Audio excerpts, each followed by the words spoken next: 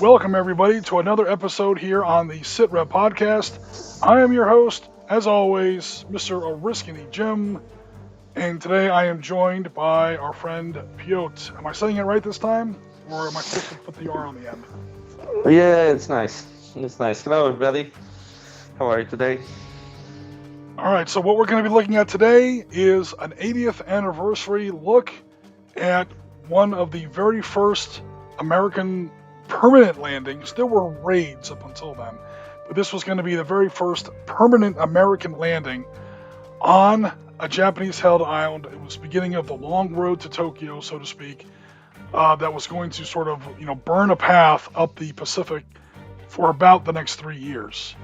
So August 7th, 1942, literally 80 years ago to the day, the Americans landed on, I think, a trio of islands all at once. They landed on Guadalcanal, Florida Island, and coincidentally, and Tulagi. So we're going to be looking at Tulagi because at least today, on 7 August 1942, is where I think we saw some of the heaviest fighting. There was no big fighting initially on Guadalcanal. That was going to start in about 2 weeks. It starts in August of 42, ends in February of 43. It takes like 5 months to take that island. And what winds up happening there is they wind up calling it the battle, the Stalingrad of the Pacific, because it was that hard. It was like a complete grinding attritional battle of almost, pure national wills, one against the other. And coincidentally, it happened to go almost the exact same time span as Stalingrad, August of 42 to February of 43. So real fast, we're going to go through this super quick because we don't want to bog the chat down in too much history. This is the general situation of the Pacific War in the summer of 42.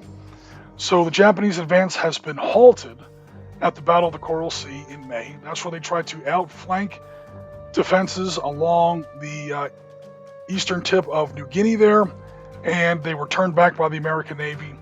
Once that happens, the Japanese realize they're not going to go around the side of New Guinea and land at Port Moresby there on the southern coast. They tried to drive across to Port Moresby along an overland route. That's where you get the famous Battle of Kokoda Trail that the Australians really, feature in their history, because that's when their guys absolutely kicked ass and held back a Japanese advance under incredibly tough conditions. That was set up by Coral Sea, and between those two victories, Coral Sea and Kokoda Trail, Port Moresby is safe. Once Port Moresby is safe, southern New Guinea is safe. Once southern New Guinea is safe, Australia is safe. Until it's not. And what I mean there is, okay, there's a little bit of a distraction up here at the Battle of Midway, which we've gone over in previous months. But then when the focus comes back here to the South Pacific, the Japanese start building a series of air bases on some of these islands. The biggest one, most famous one, is on Guadalcanal. That's this slightly larger island right here, just short of that yellow arrow there. And once the Japanese start building a base, an air base on Guadalcanal, that's going to mean bombers for about 1,000 miles. Again, these are Japanese bombers. Maybe 1,000 miles in any direction. So there go your shipping routes. There's New Caledonia down here. Here's Fiji. Here's the French Samoa. There go your shipping routes between the United States and Australia. Already, the British can't get to Australia because they've lost Singapore, and they pretty much had to pass over the alliance, the support, all that stuff, the military relationship, the geostrategic relationship with Australia over to the Americans, because the British, quite frankly, can't handle it yet. They're going to come back. They're still hanging on over here in what was then India. So they're not completely out of the war yet. And they'll be back in a couple years. But until then, it's up to the Americans. And if the Japanese finish this air base on Guadalcanal, even the Americans are going to be having a tough time with it. So, needless to say, they had to take those islands. So here's a little bit of a zoom in that area. Again, we see here Port Moresby, the Kokoda Trail. Battle of Coral Sea is down here somewhere. And this is where the Americans start their landing in what's going to be called Operation Cartwheel. It's almost like the overlord of the Pacific. It's going to take over a year. We see here where it goes into early 1944. and it's going to sort of crack open that first big defensive chain of the southern Japanese Empire. And the very first step on that road is Operation Watchtower, which is down here at Guadalcanal, Tulagi, and Florida Island. So Tulagi, you can barely see it on this map. In fact, you probably can't because of that smoke cloud that's in the way. It's a tiny little island tucked here right next to Guadalcanal. There was a small Japanese garrison there, some light air power. By that, I mean like a seaplane base. There's no airfields on the island. It's way too small for that. But there's a little bit of a presence there. So to secure the flank of the main attack that's going to be coming on Guadalcanal, the Marines have to drop 2 battalions. Again, the entire island will only fit in 2 battalions. It's a very small island. On Tulagi, where there was immediate fighting the initial landing was unopposed, but after that, there'd be immediate fighting on 7th August, and especially the night of 7 to 8 August, 1942. So zooming in here to Tulagi real fast, this green rectangle here shows the exact area of our map.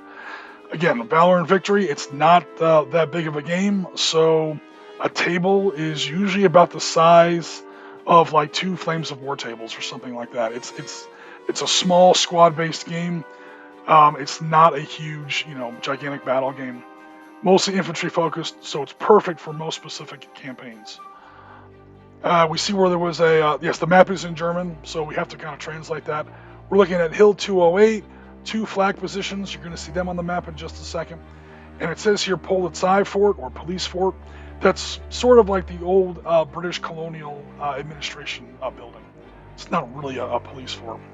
And this is where we're going to see part of Charlie Company and Able Company, 1st Marine Raider Battalion, that's Edson's Raiders, are going to tangle up with the 3rd Kure, if I'm saying that right, 3rd Kure Special Naval Landing Force, basically Japanese Marines. Japanese Marines versus American Marines, American Marine Raiders, no less. This is going to be a smackdown. This one is going to get ugly fast. Oops. So let me quickly show the map here, and then I'll catch up on comments. Oh, hello, John. Thanks for coming out. Okay, so this is the map for today's game. We see here in blue the American entry zones. The Japanese are going to be set up in just a second. And, yeah, we see the 5 objective hexes. And we'll go ahead and get started on the force composition. So when I made Marines for Valor and Victory, I pretty much broke them up into the standard, early war, mid-war, late war kind of a thing. This is early war. Yes, I know it's 1942. The Pacific has a different timeline than Europe. So 42 and 43 is early war. 43 and 44 is mid-war, kind of like the latter part of 43 into 44 is late war, and then 44 and 45 is late war for the Pacific theater. Anyway, so these guys, as Marine Raiders, this is Marine Special Forces that they sort of got rid of, and they didn't bring back Marine Special Forces until like MARSOC in more recent decades, like literally like 10, 15, 20 years ago at the most. In that long, like 60-year period, Marines have actually had a bit of a, like when I was in, there was no such thing as Marine Special Forces. The Marines wanted absolutely nothing to do with elite forces. They wanted nothing to do with special forces because the idea was we're the Marine Corps and we're all elite. And I mean, that sounds nice on a propaganda poster or a recruiting poster. I think the real reason the Marines were scared to death of adopting special forces in former decades, again, the situation has changed now with MARSOC and so on.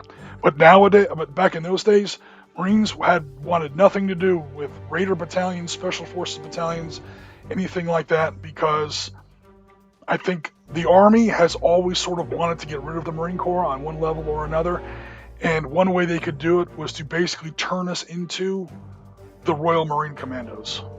So the Royal Marine Commandos are hard as nails. They're definitely some badasses, but they're, quote, only a Special Forces unit. They're not a branch of the military. It's not the Royal Navy, the Royal Air Force, the British Army, and the British Marine Corps.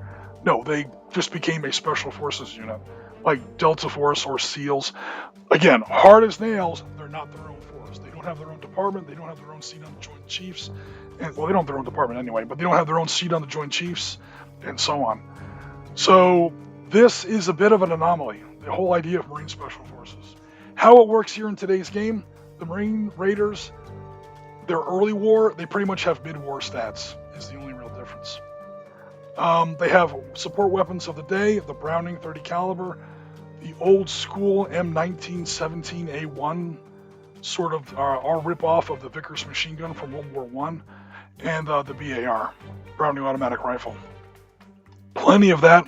No Marine company goes anywhere in those days without its own integral mortar section, one of the biggest company-level mortars in World War II, and some absolutely kick-ass officers. They do have 3 81mm battalion missions from backup battalion. Japanese, however, not to be outdone. Again, these are also Japanese Marines, so this is not Japanese Army.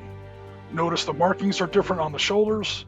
They have the little Japanese Navy, Special Navy Landing Force. They do not have the red sort of badge on the chest of their uniform like the Army does. All right, so yeah, the Japanese Marines are pretty solid. They have Type 92 Hotchkiss machine guns, heavy machine guns. 2 sections of them. Some of the more common Type 96 light machine guns. And those infamous knee mortars. And we'll talk about them in just a second. Satchel charges, grenades, potential snipers. There is a small force of Japanese air support crew. This is pretty much ground crew for anti-aircraft gun support guys. And things of those natures. They were there historically. Notice they are not elite. They don't have that E up in the corner. They have slightly smaller stats, and they only deploy in half squads. So he has his main force of Japanese Marines, and then he has a small force of support personnel. There were 2 flag positions. We saw them on the map historically, so I made pieces for them. And then some basic administration vehicles. So, Mr. Piotr, are you back with us? Yeah, I'm over here. Okay. But I hope we can play the game, because from time to time I'm losing your voice, so to speak. Yeah, it sounds like Skype is hanging up on your end. We hear the little Skype alert tones that we've lost the connection.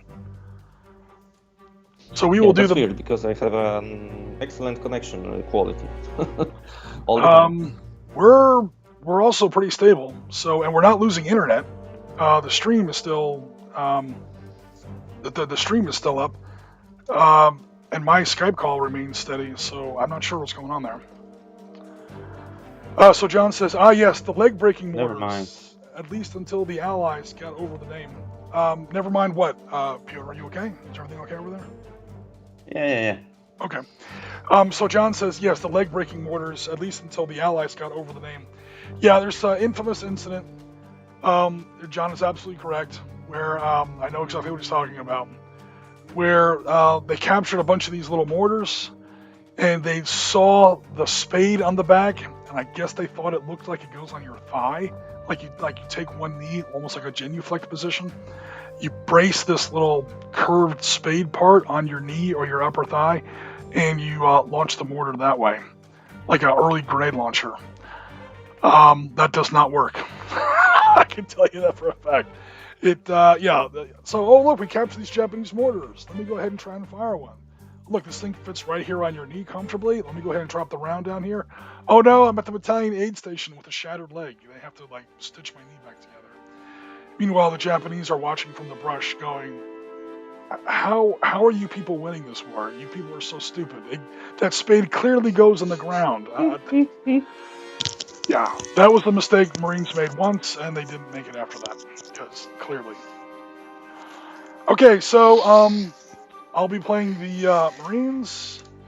Mr. Piotr has generously agreed to play the air quotes bad guys, i.e. Japanese Marines, here in today's game. So this was my setup. I just quickly threw the counters on the map.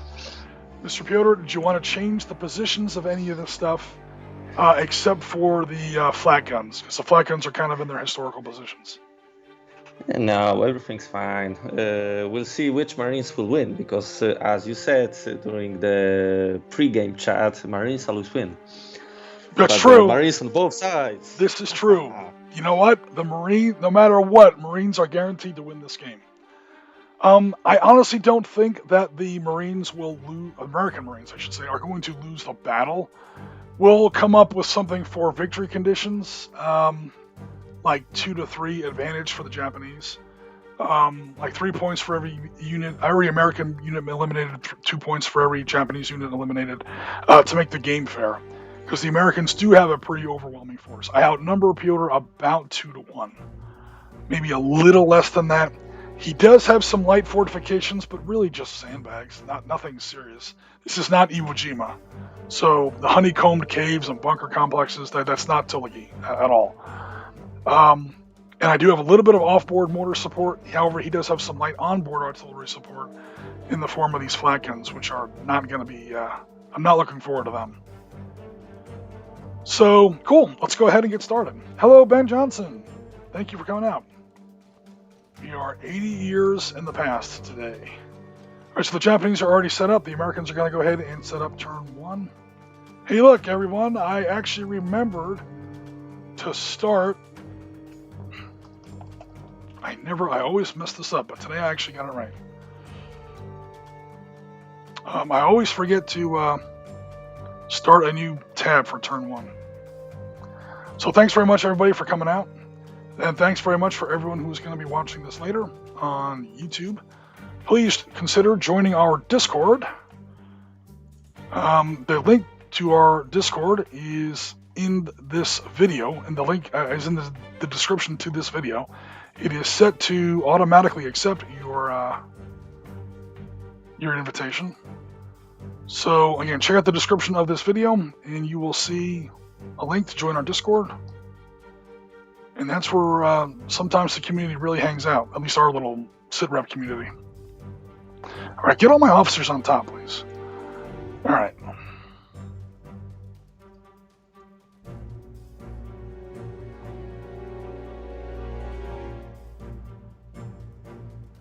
That's 1, 2, 3. You know what? Let me go ahead and max out here. Group. Didn't really mean to do that. Ungroup, please.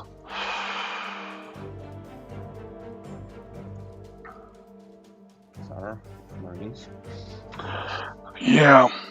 Okay, so I'm coming down this road. I have an officer that's going to be 1, 2, 3, 4, 5, 6, because I'm going to jump off the road.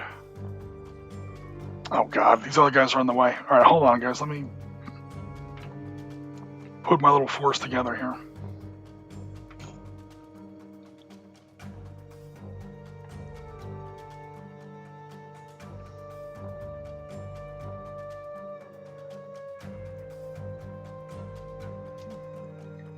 It looks like a Hex encounters Team Yankee parking lot. When you're on assault, yeah, you want to mash your guys together as close as you can. By the way, did you guys see that almost unintentional joke in the 7 Days to the Rhine video? We cry and bitch and moan and complain about Team Yankee parking lots, and then my very first turn in 7 Days to the Rhine, I put all my Soviet tanks in a literal parking lot. Because irony. Okay, so Bergman's taking the lead right now. That's going to be 1, 2, 3, 4, 5, 6. Make sure I'm not exposing myself anywhere. He said expose himself.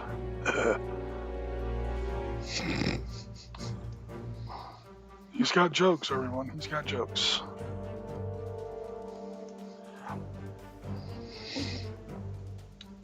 No, come on. Why are you fighting in the jungle? Yeah, man. I don't want to get killed. What? Okay, so up above Charlie Company is a hex. So that's going to be 1, 2, 3, 4, 5. Technically that's 6, 7, but I've gotten 1 extra movement point for moving on the road. Actually, that's not how it works. Let me not be cheesy. Sorry. 1 up above Charlie, 2, 3, 4, 5, 6. Because I didn't move along the road the whole time. Look at that. Oriskany Jim trying to cheat already.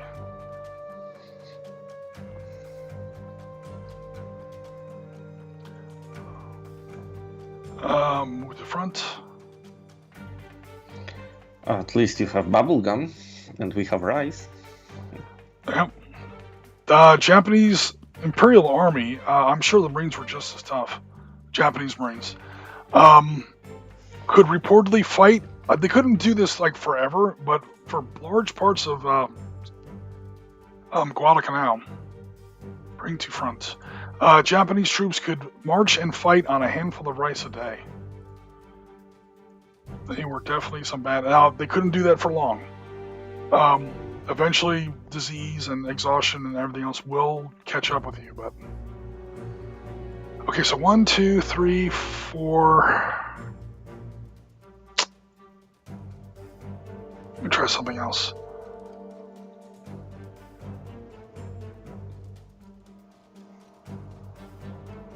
Okay, so 1, 2, I'm going to start off in this hex. So that's 1, 2, that's a woods hex, or jungle hex. 3, 4, 5, because I'm going up a hill. And, what's the word? I'm sorry. I'm going up a hill, and I'm also in, still in jungle.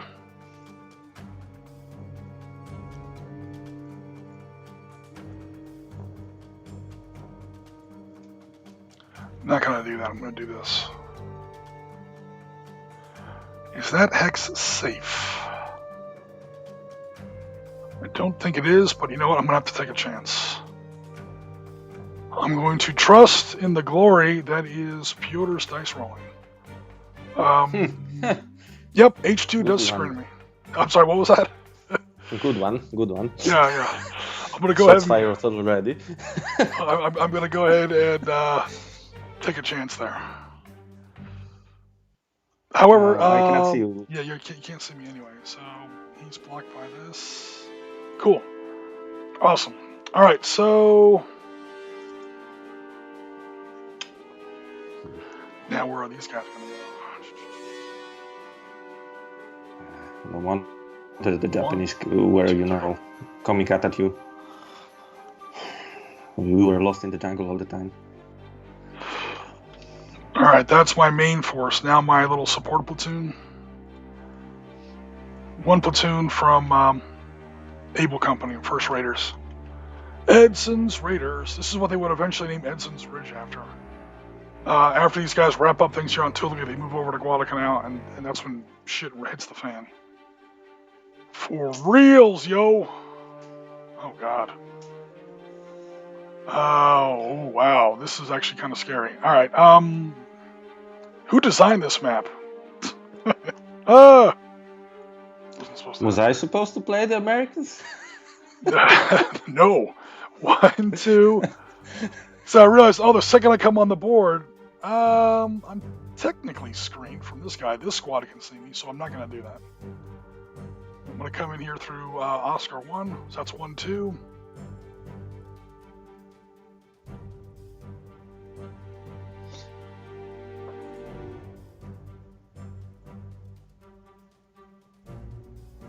I honestly think I'm just going to stay there.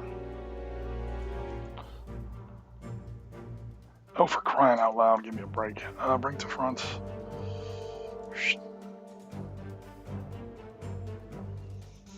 Sorry guys, I know this isn't the most thrilling part of this. Damn it, the most thrilling part of the stream, but I just got to get my guys all on the table here.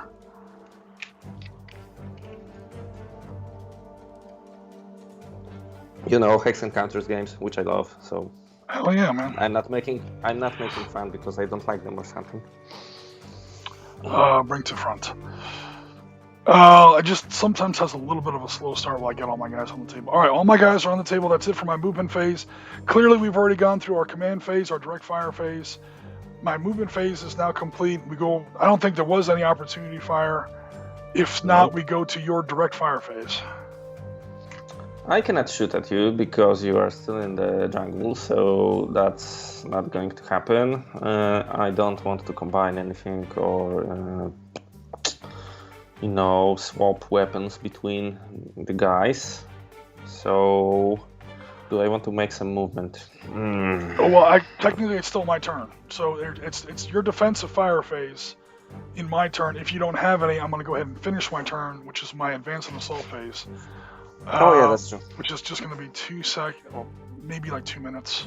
Then I'll catch up on the chatter. I see that we do have some in there.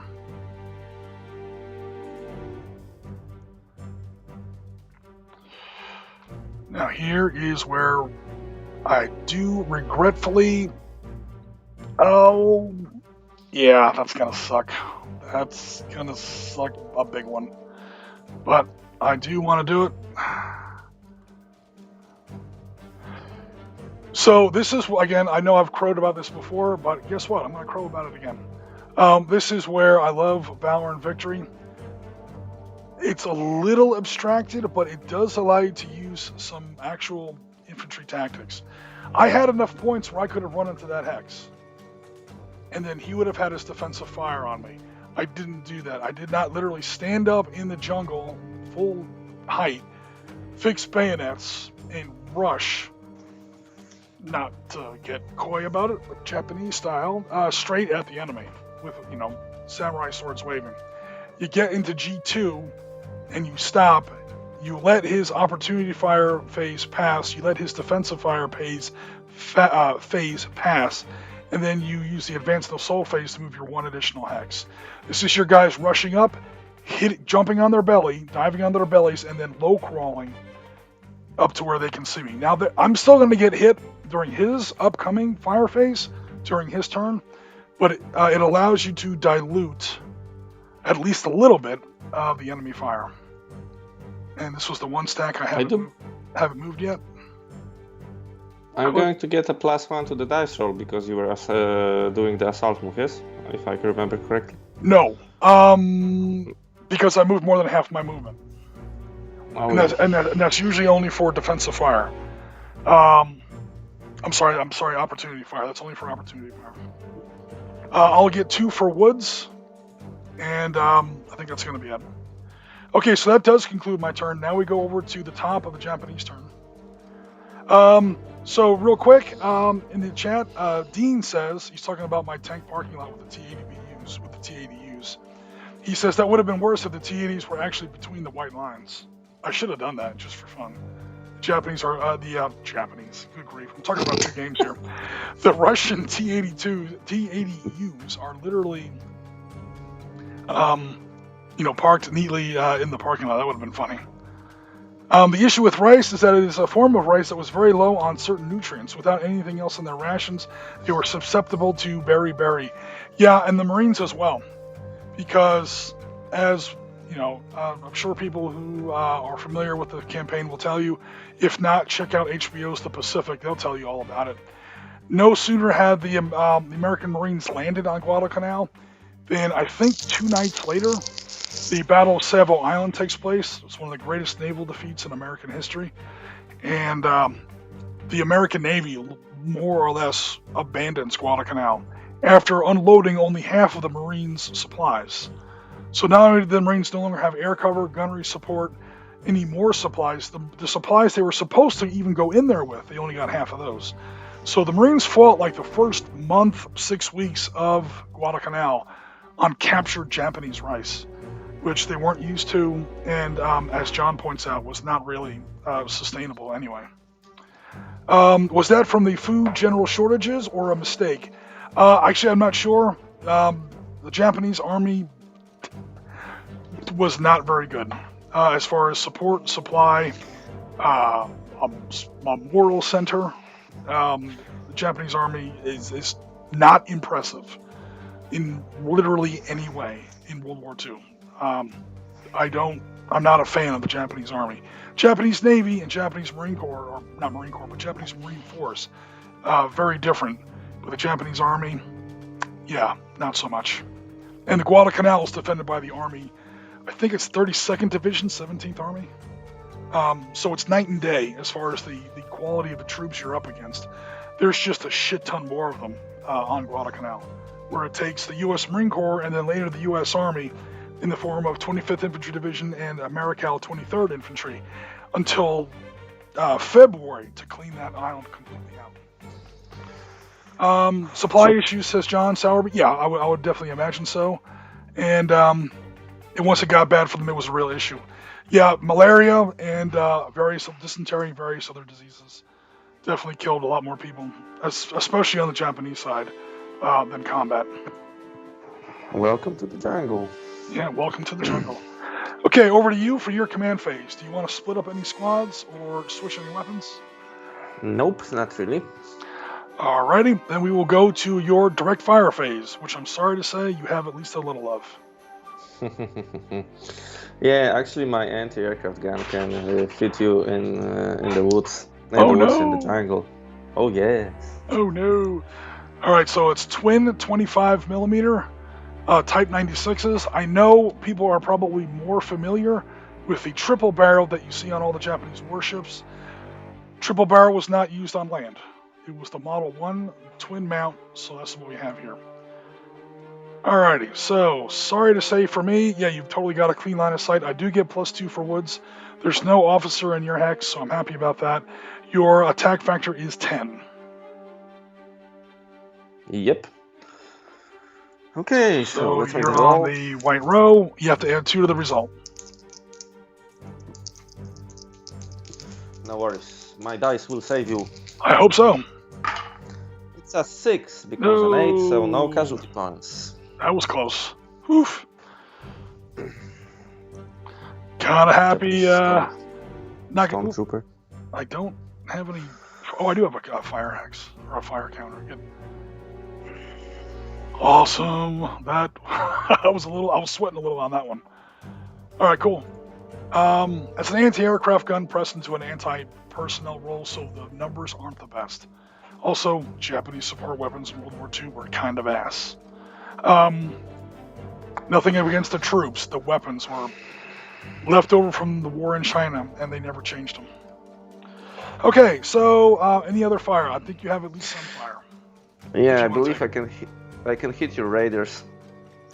Correct me if I'm wrong. With these guys, and I'm not sure about the guys 2 hexes west of them.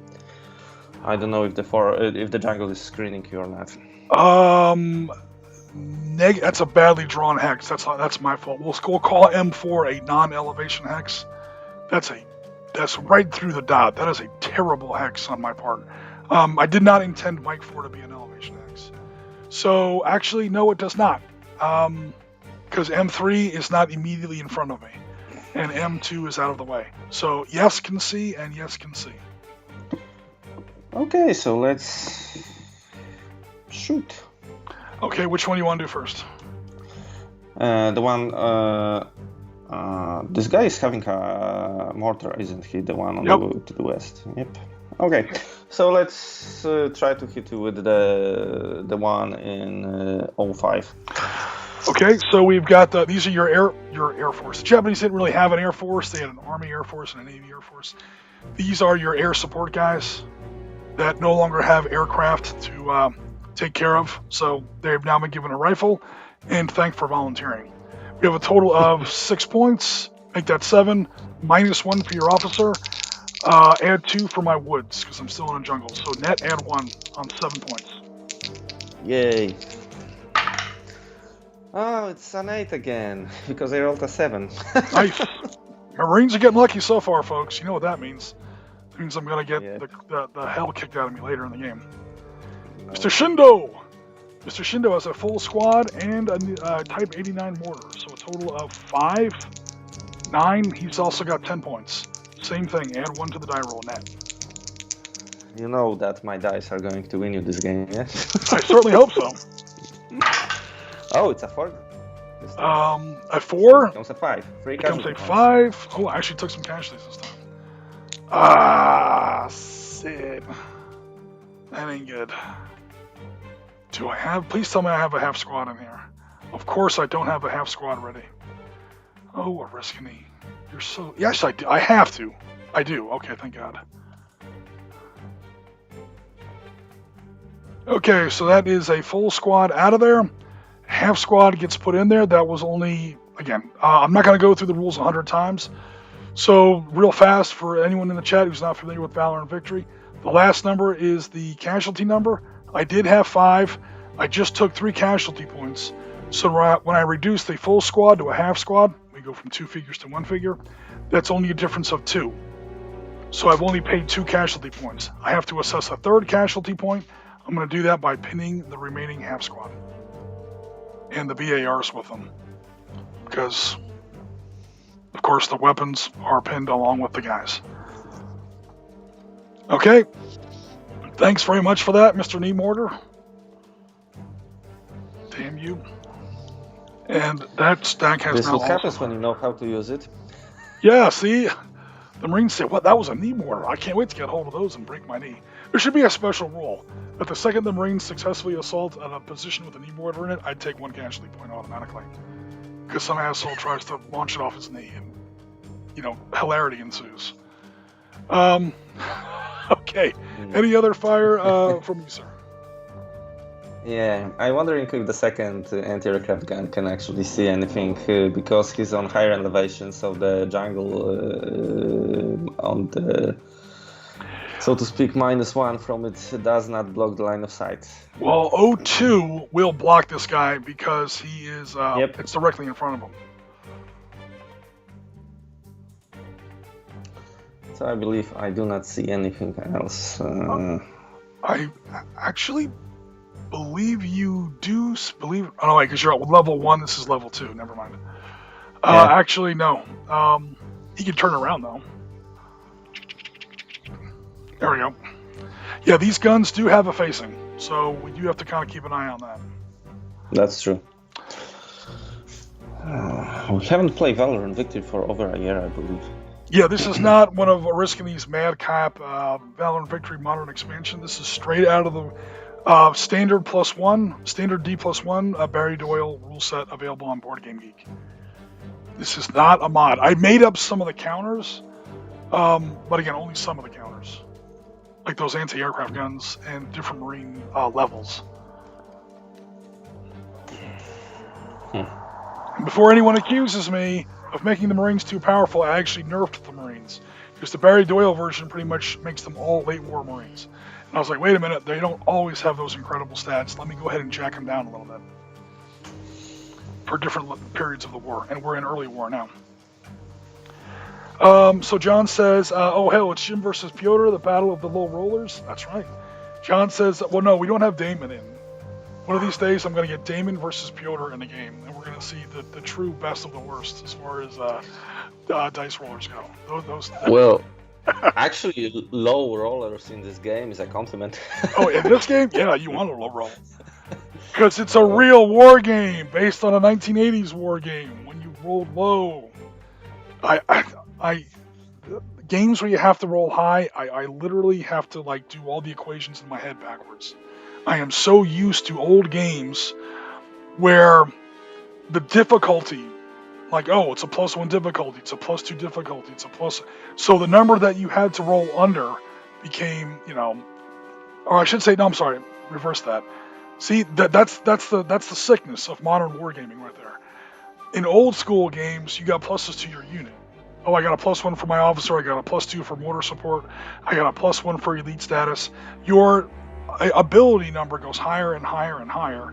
And then when you actually roll the dice, you have to roll under that. So you want that number to be as high as possible. You want your dice to be as low as possible. It threw me off as recently as last week when I'm reading through for the very first time 7 Days to the Rhine. And I'm like, wait a minute. A chieftain has to hit on a 5+ or a 6+, but an M1A1 has to roll on a 4+. Why is an M1 less powerful than a 1960s chieftain? What the shit is this? Oh, this is one of those weird games where you have to roll high. Oh, damn it. Okay, I got it. Yeah, so it still throws me off every once in a while. Panzer Leader, Valor and Victory, you have to roll low. But you know what's funny? When you or I or Damon plays a game that you have to roll high, you roll low. But when we play a game that you have to roll low, we roll high. So basically, in that 7 Days to the Rhine, in that 7 Days to the Rhine video, I rolled for the Soviets, I think 5 1s in a row, and I was like, Jesus H Christ! If we were playing Panzer Leader right now, they'd be in Paris by this point. With these die rolls. But of course, that's a game where you have to roll high. So, Piotr, there is empirical evidence on stream as like literally last week that you were absolutely correct.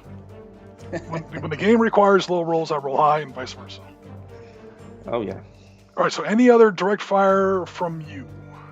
I don't believe I can see with anything, so not really. But we will do some movement.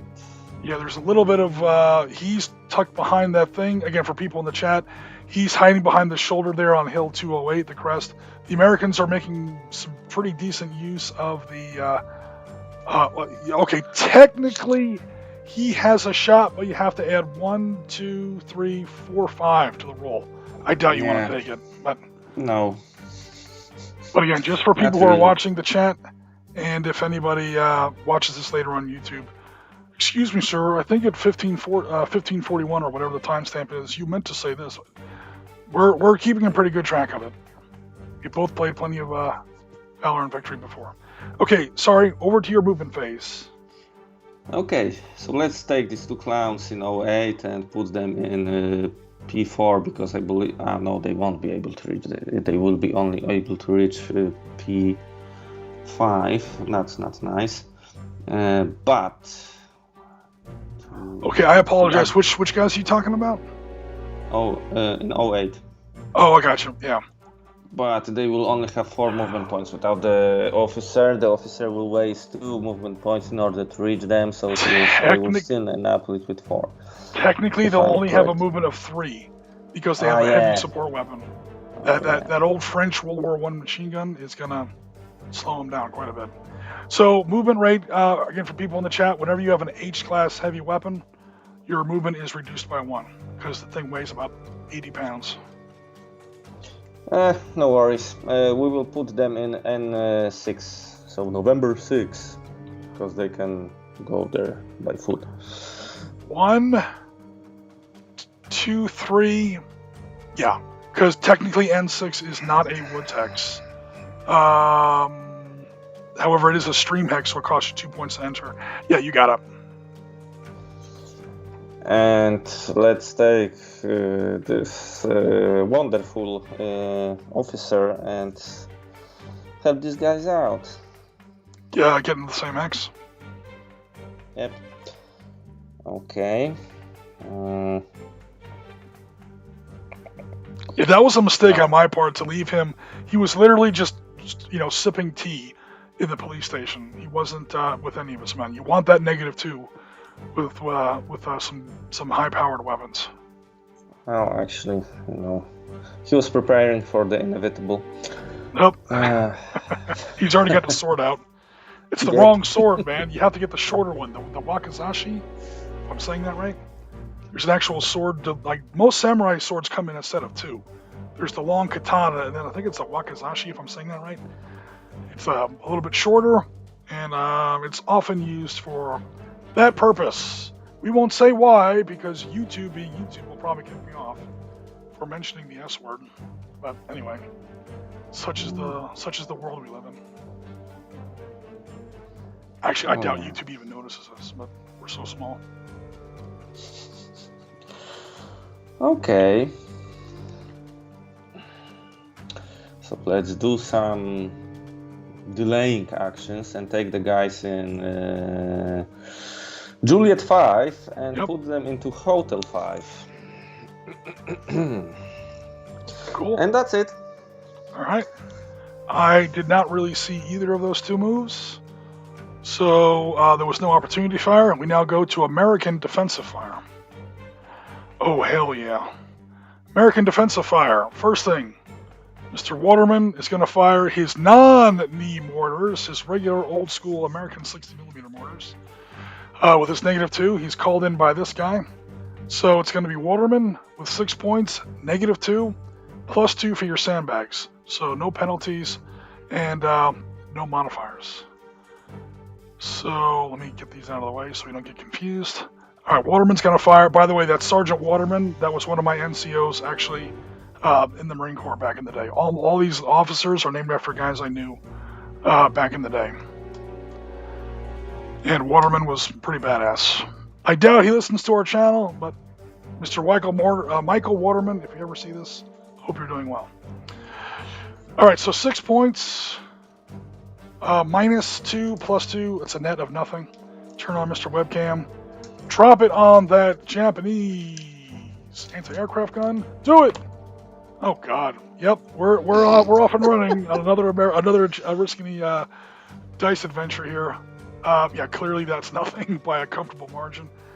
Apparently I accidentally fired smoke shells. That's okay. Mace, Mr. Sean Mace, is going to make up for this with quite a bit of firepower. At 6, 9, 14, 19, 24, 26. 1 plus 5 is 6. 8. No, 1 plus 5 is 6. Plus 3 is 9, dummy. 14, 18, 23, 25. Okay. 6, 9, 14, plus 4.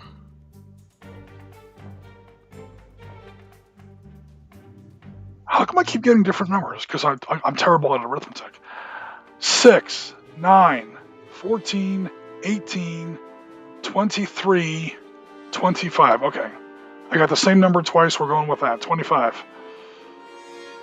Click. Oh, what am I doing? I'm playing the wrong music. We need to be playing some actual jungle gunfire. Now that we've actually trading some gun battles here.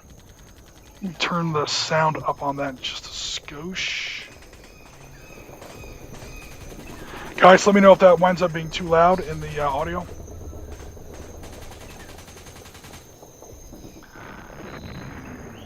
Okay, so 25, -1, +2 for your sandbags, so I wind up having to add 1 to my die roll. Good news is I'm on a much better column here. Come on, give me a break with the dice. Oh, come on, really? Oh my God. Ugh.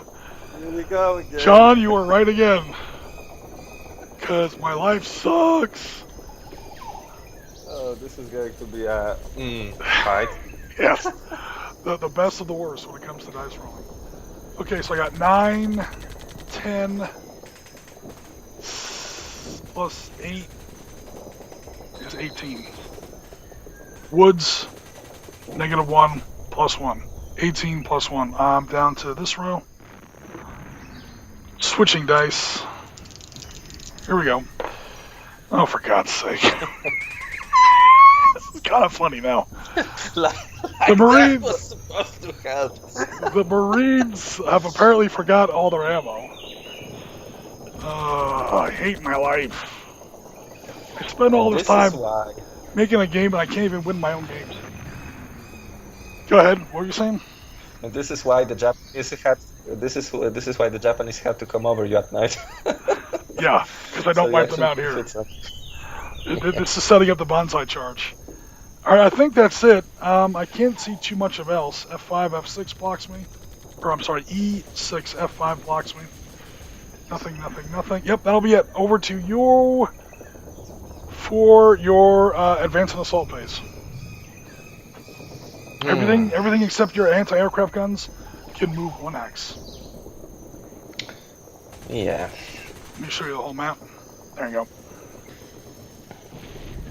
Thanks very much, John, for letting us know about the audio. Cool.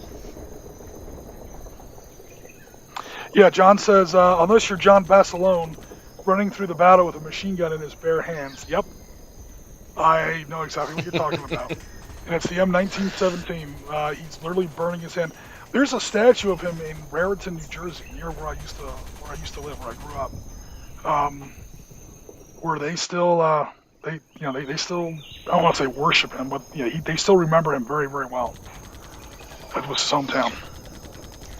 Okay, cool, Jim. So let's take this one squad from Foxtrot 8 and put it into Echo 8, I believe. Yep. And do I want to do anything else? Yeah, we will take the guys from Lima 3 and put them into Kilo 4. Kilo 4. As soon as I can find Kilo 4. Okay, so Lima 3 moves over like so?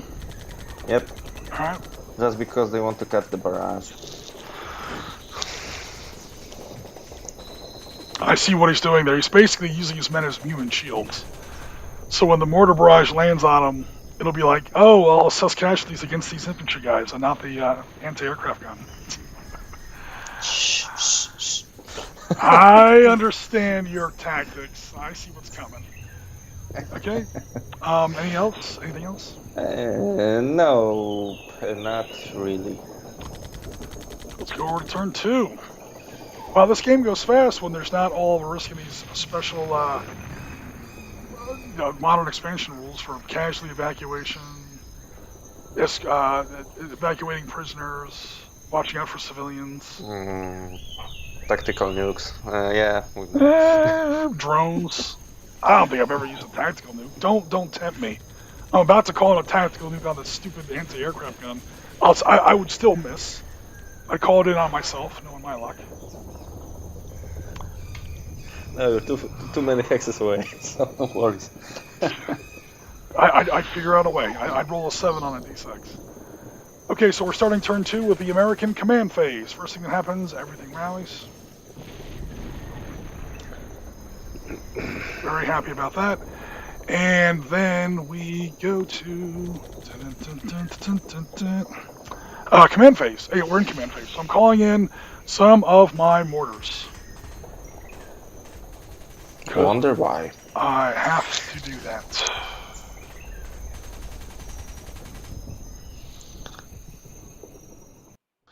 Well, you have to win this game, so yep.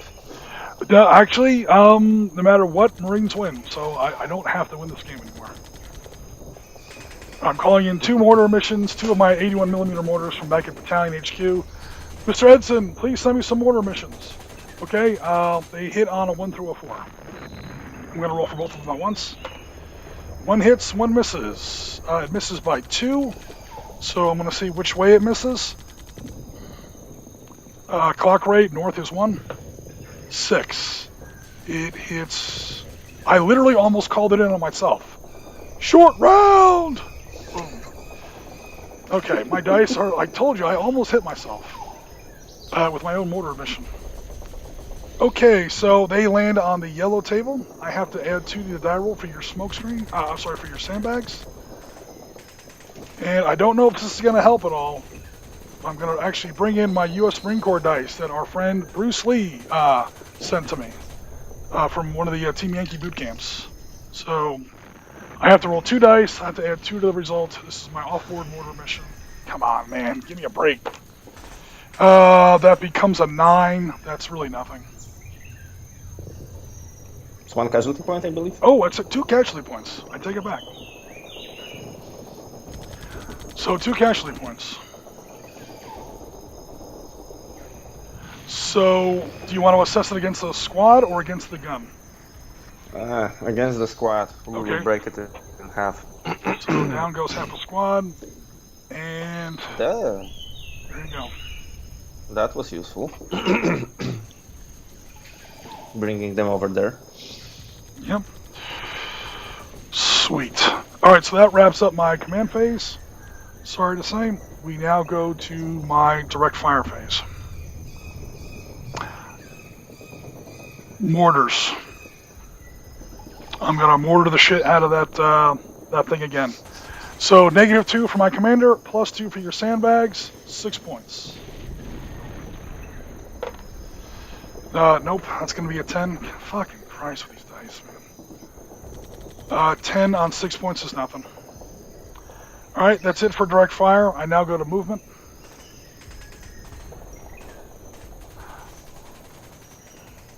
We are only going to move 1, 2 hexes, so I'm using the assault movement roll. Now, to answer your earlier question, now is when I do get +1 for my defense. You get that assault movement rule, guys, by using less than half of your, Okay. your movement. Cool. Opportunity fire, I believe. Yep. We can take some. Absolutely. Alright, so you've got 12 points in that hex. Are you Yep. using one grenade? I do. Okay. You got one infantry unit in there, so you can use one grenade. Okay, so let's try to hit you. Cool. So it's -2 for point blank opportunity fire. -1 for your grenade. It's a total of -3. -1 for my assault move. You get a total of a bonus -2. 12 points. -2. This is gonna hurt, guys. Yep. Gray row. -2. Okay. Okay. I don't know if my webcam is showing. I don't think the audience can see it anyway, so we would totally. Okay. I rolled a 7. A 7 becomes a 5. 4 casualty points. It's actually not as bad as I was expecting. Yeah. This is what we're looking at. I'll rearrange the stack in just a second. All this stuff is in that one hex. That was his opportunity fire. Awesome. All right, cool. Let me go ahead and finish my movements. Just mash all this together. That's all in that hex there.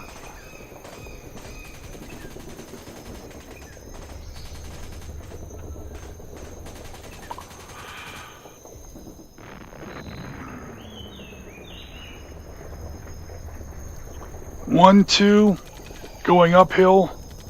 3, 4, 5, 6.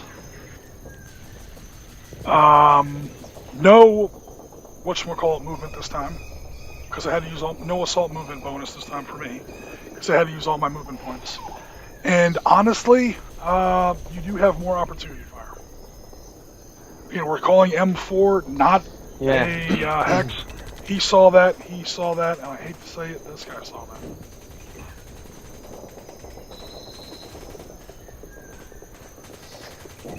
So we're going to hit you with this, guys, so let's roll for the anti-aircraft gun first. Okay. And then for the squad. 10 points, add 2 to the result for my woods. It's a 7. 7 becomes a 9 on 10 points. I got away with it. Okay, and then you've got 2 potential squads that could have seen that.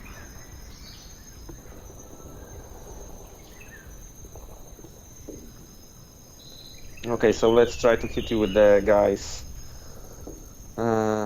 with the commander. Alright, so Mike 5 or Oscar 5? First Mike 5. Alright, cool. That's a total of 10 points. Add 1 to the result net.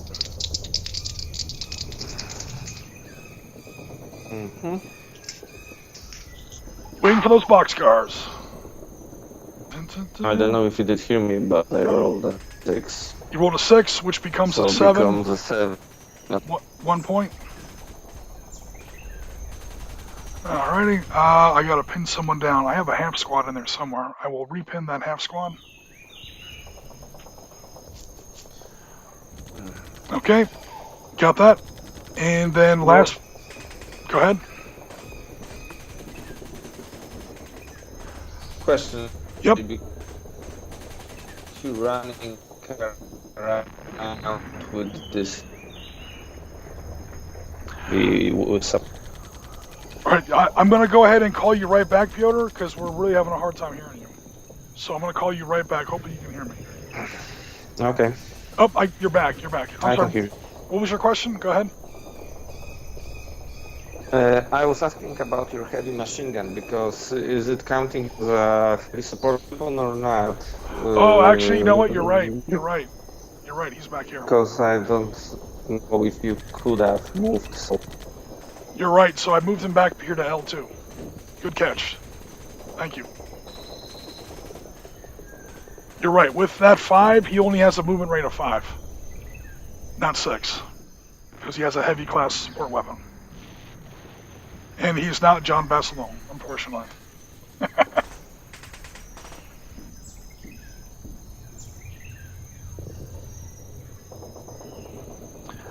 Alright, so I'm going to go ahead and call you back. Okay, and there are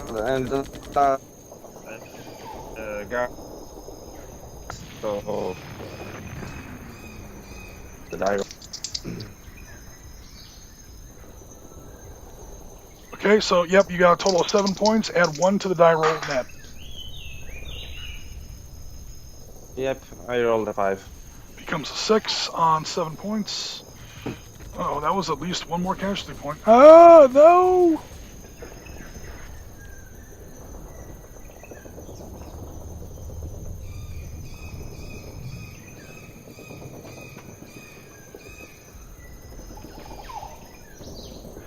Yeah, this might not have been the smartest move on my part. I'm going to go ahead and just pin down this other half squad.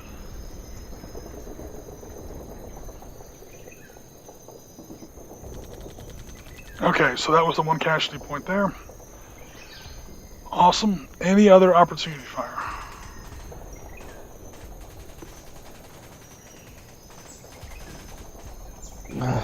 I don't believe anything else can see you.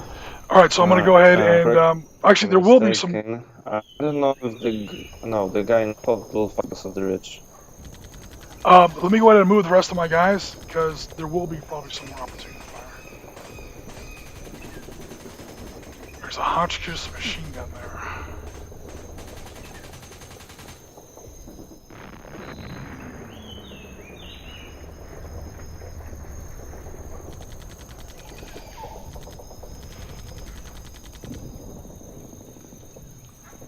Probably getting a little too aggressive here, but whatever. 1, 2, 3, 4. Nope. Nope. Where were they? Okay. 1, 2, 3, 4.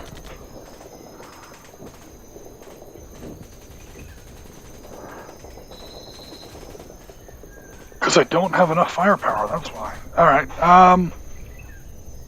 so, do we have any opportunity fire from this squad here?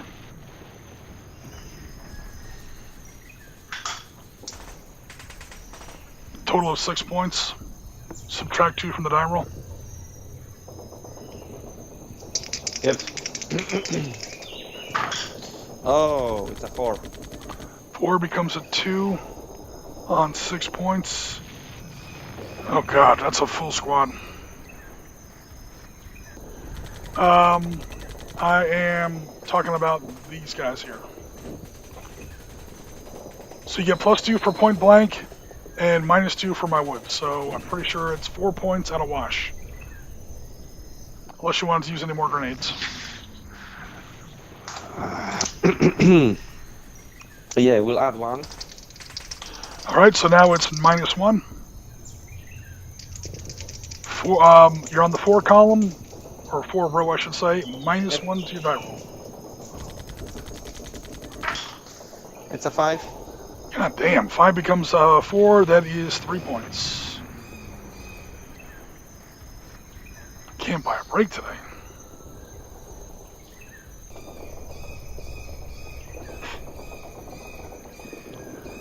Alright. Any other defensive fire before we go to assaults? I don't believe I have anything left. Awesome. At least I cannot see any fire line that are, open. So, nope. Alright, we then go to the advanced assault phase. Oh, this is going to be painful. Yeah, for both of us. And I've already paid the bill once. Okay, first assault going in is this stack here. That's going to be mace plus 6.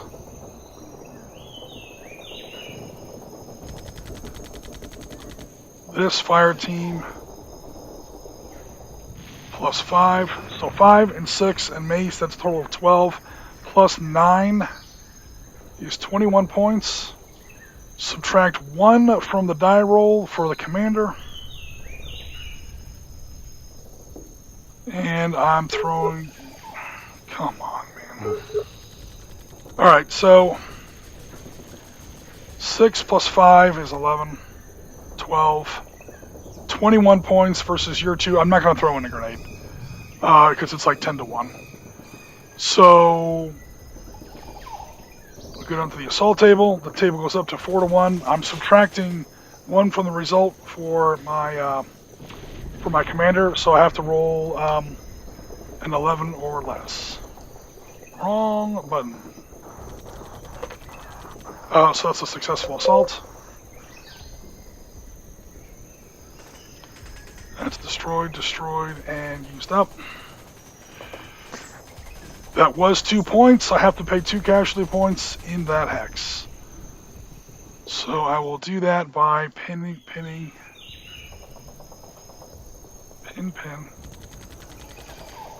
and pin this unit. That's going to be my 2 casualty points. I gotta stop taking... I gotta stop taking casualty points. So those guys are now pinned. That's my 2 casualty points assessed. Mace is now also in there. Clean that up. Okay, this assault does not go in because, of course, we now own the hex, so that's fine. We go to this assault, which does go in.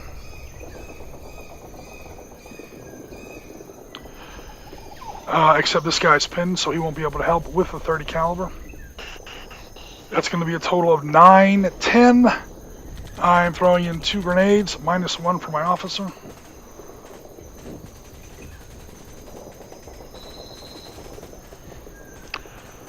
Against your 6. So 1 to 1, subtract 3 from the die roll.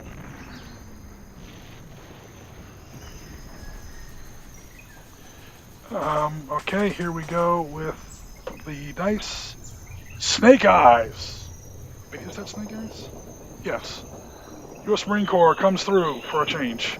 Alright, so that was a successful assault. There was 1 infantry unit in there, plus woods. I gotta pay 3 casualty points. So that's still gonna cost me. Because of course it is. And that knocks him down to 3. And then I have to pin him.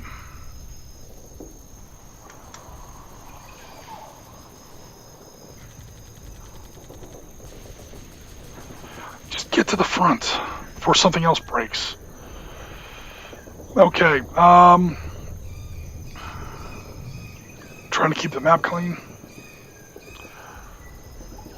This guy is pinned down in this back hex. These grenades are used up.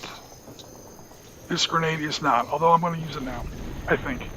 So here I've got 6 points, 9, 14, 18, oh god, 20, 23 versus 4. Never mind, I'm still not using that grenade.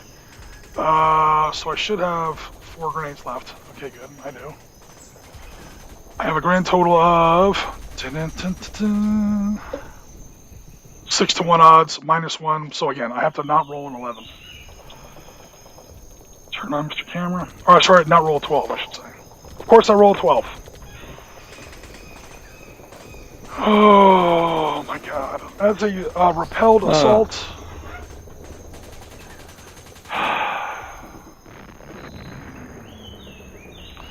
He's still destroyed because, well, maybe not. How many casualty points? How many? 1, 2, 3, 4. He's got to take 4 casualty points. He's not destroyed. He is reduced to 2, and then he's pinned. Meanwhile, I have to take 3 casualty points. That is the number of infantry. Number of infantry units in the hex plus the margin by which I blew the roll. I blew the roll by 1, so I have to take 3 casualty points.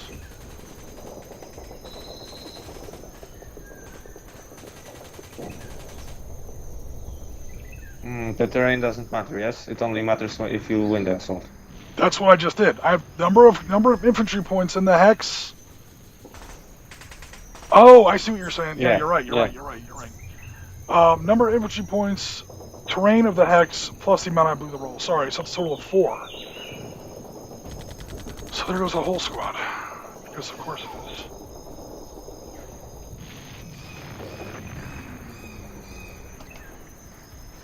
Yeah, that seemed a little cheap. So, thank you. You were right. Alright, cool.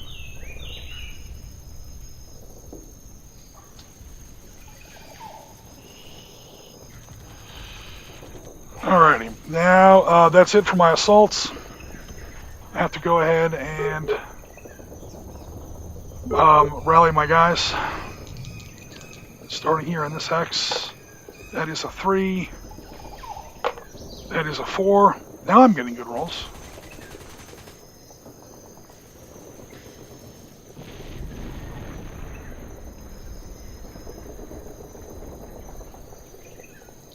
Otherwise, he's going to counter assault me. That is a 9. That one failed. And that is a 4. That one succeeds.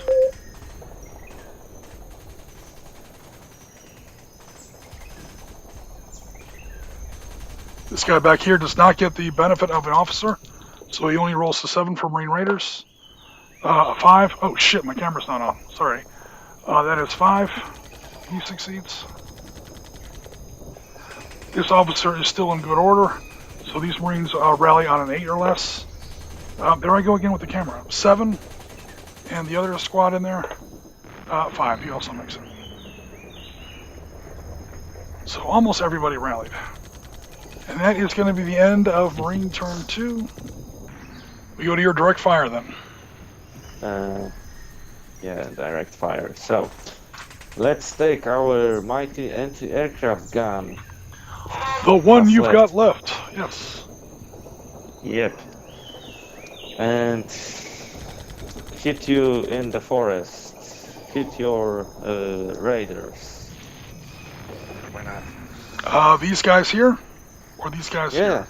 These guys here, I don't think you can see them. There's trees in the way. Yeah, that's why I'm talking about the ones in Oh, Lima okay. 3. That makes a lot more sense. Cool, awesome. Sorry about That that. makes a lot of sense. That is totally open. Yeah, because these trees in the way are on a lower elevation. Cool. So 10 points, add 2 to the results. And stop rolling well. Haha, it's a 4. 4 becomes a 6. Yeah, you still keep rolling well. That's not fair. Marines are taking way too many casualties. On your feet, soldier.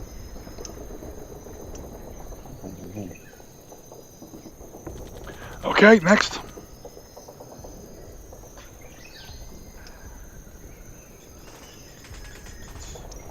I don't want to be seen with my advance. So I will take the guys in Mike 5 and hit your guy in Kilo 5. All right. That is not within minimum range of the order. So you have a total of 10 points. Add 1 to the die roll.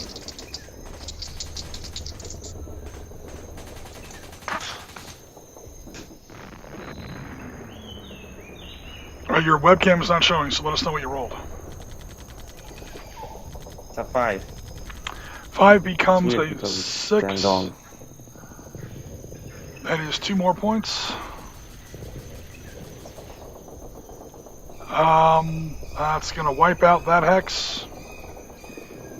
Oh, no, I wanted to assault it. What? I should say the hex. So it pins Pierce and then kills the machine gun crew. So Pierce is still there. He's just pinned down.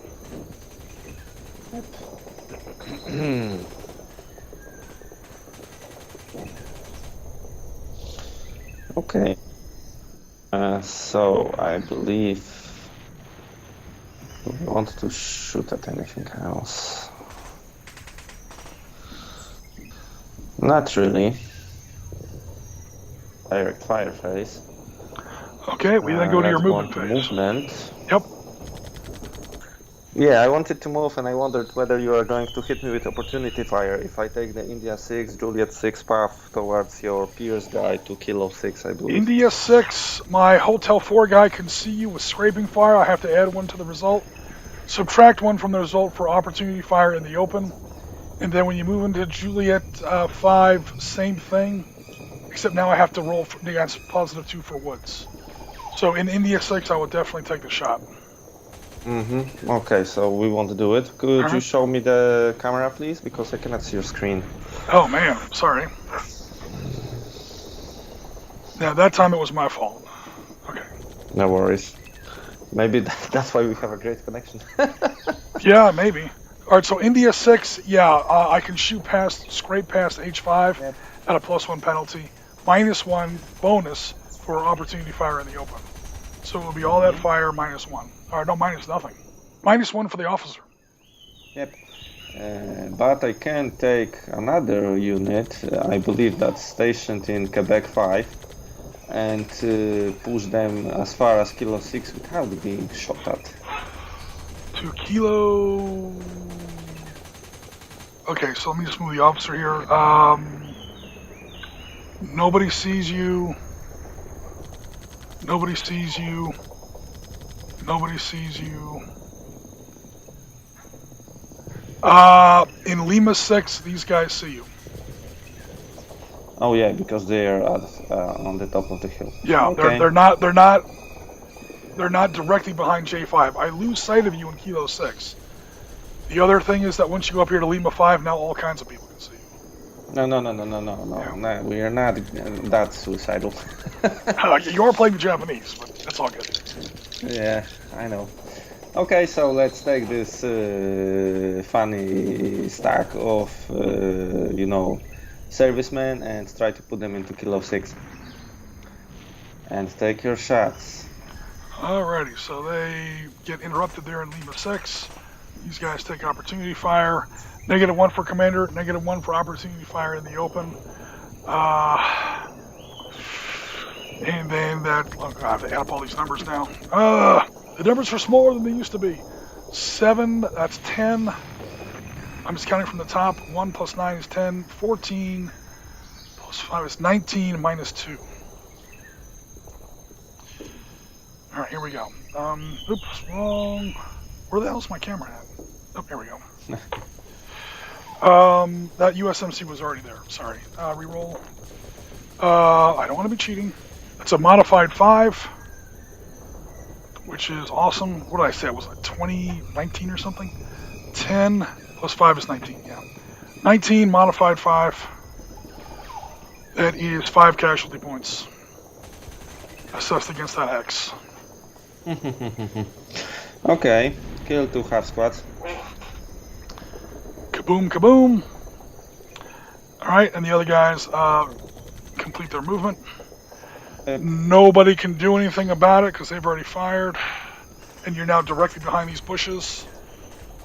Also, you're directly behind Kilo 6 elevation line. Yeah, that's going to be it. Okay, can you zoom out for a second, please? Yep. Okay, Echo 6, because they are standing there doing nothing, and we don't want to be standing and doing nothing. Let's take them 1, 2, 3, 4 and put them in the hut in India 7.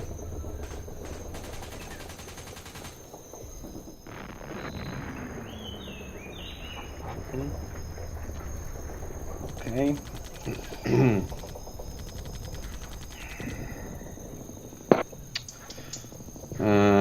My heavy machine gun team that's sitting in November 6 is not in a woods hex, so he's actually sitting in the open.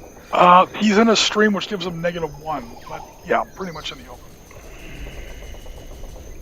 Okay, so let's go into Quebec 6. Okay. So. Which is, oh, you're going to outflank me, are you? Or you're falling back? Quebec 6, like that? Oh no, sorry, it's not Quebec 6. Oh, okay. I meant, my god, 06. Oh, so 1 hex, like back this way? Yep. Okay. I'm not going to outflank you. Okay, so that's it for my movement. Alright, we then go to my defensive fire. Yes, I do have some. Yes, you do.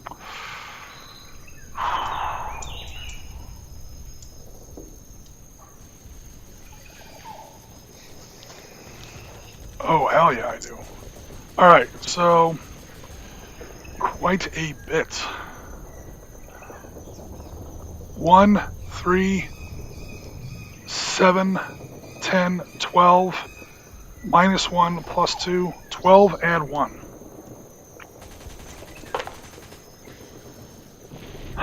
This day is frustrating on literally every level.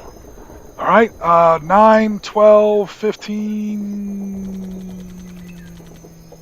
16, minus 1, plus 2 for this team shooting at this team over here.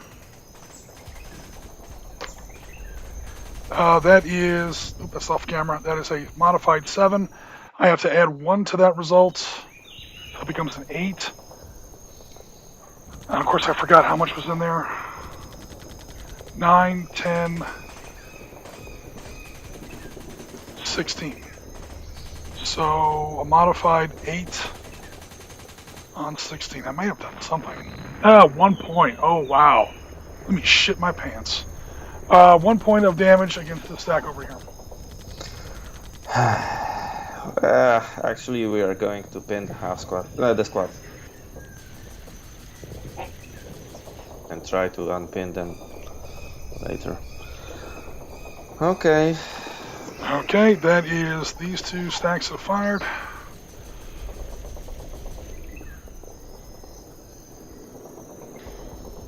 He could have gone in that hex with I forgot to do it. This whole game's a disaster. I didn't use his close assault move, not as advanced an assault move at the end of last turn. Or this guy. This guy has a total of 8 points, add 2 to the die roll. That is a 7, modified 8, because I rolled a 6, and I don't have an officer in there. So, what is that, 8 points, modified 8? Nope. My mortar is going to do the same thing.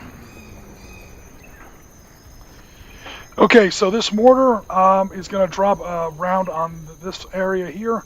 -2 for your woods, positive, or whatever. -2 for my leader, +2 for your woods. Okay, another fucking... I literally can't catch a break. 7, stays at a 7, 6 points. 1 more casualty point. Okay, pin the officer. He's already fired, so nothing going on there. So is he. So is he now. I think that's it. I think it's all my force. Yep. Alright, cool. We then go to your advance and assault phase.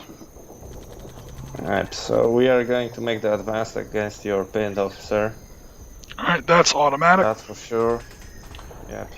Alright, so he's destroyed. He's destroyed. No cost and no die roll, because there's only pinned down units in there. For people in the chat. Springtime says, any plans for your own war game about a Taiwan invasion or battle? We've literally already covered that in a series. We've done that for Air War, Naval War, Air War C-21, Naval Command, and Tactical Command Middle East Panzer Leader Adaption in at least 2 games. So we played like 4 games based around that scenario. It was a while ago. We can revisit the subject if it is popular, but long story short, take your first shot. We've kind of already covered that ground extensively. Okay, Piotr, any other advance and assault phase for non-pinned units? Yes, I will get the guys with the heavy machine gun one hex north. Okay.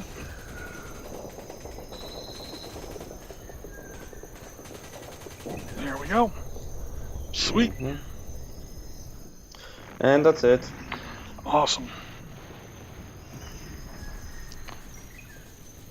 Oh, sorry, we're not ready.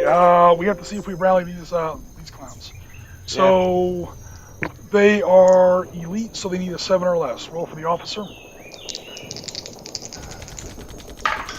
It's a 3. Yep. I hope you can see it on the webcam. Actually, yes, I can. Now roll for the team against 7 or less. That's an 8, sadly. Negative. Awesome. Okay, on to... Now we're ready to start Marine turn 1. Or Marine 1, turn 3. Alright, clean all this off. Standing by.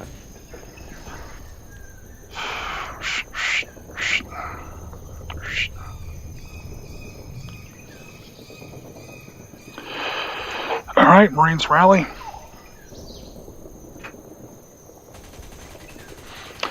Okay, support phase. First thing I'm doing is I'm calling in a fire mission. My last off-board fire mission on that anti-aircraft gun. And with a 4, that is a hit. Oh, there's dice were left over. That is a hit. So now I have to... oh, Lord, hold on. I think it's destroyed. I don't remember how it works against guns. Yeah,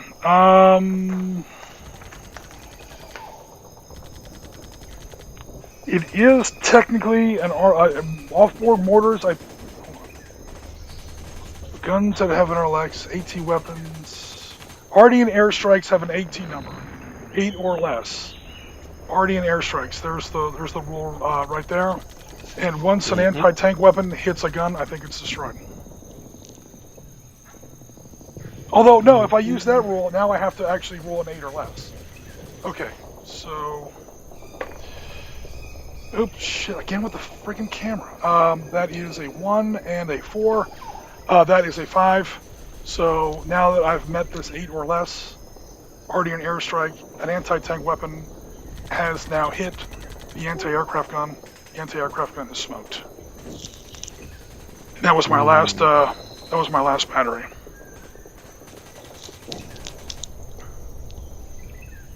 This guy's used long ago. Okay, direct fire mission, onboard mission. This mortar team, come on, Waterman, do something for a change. +2, -2, 6 points. 6 stays at a 6. I might actually have him this time. 2 casualty points against this hex here.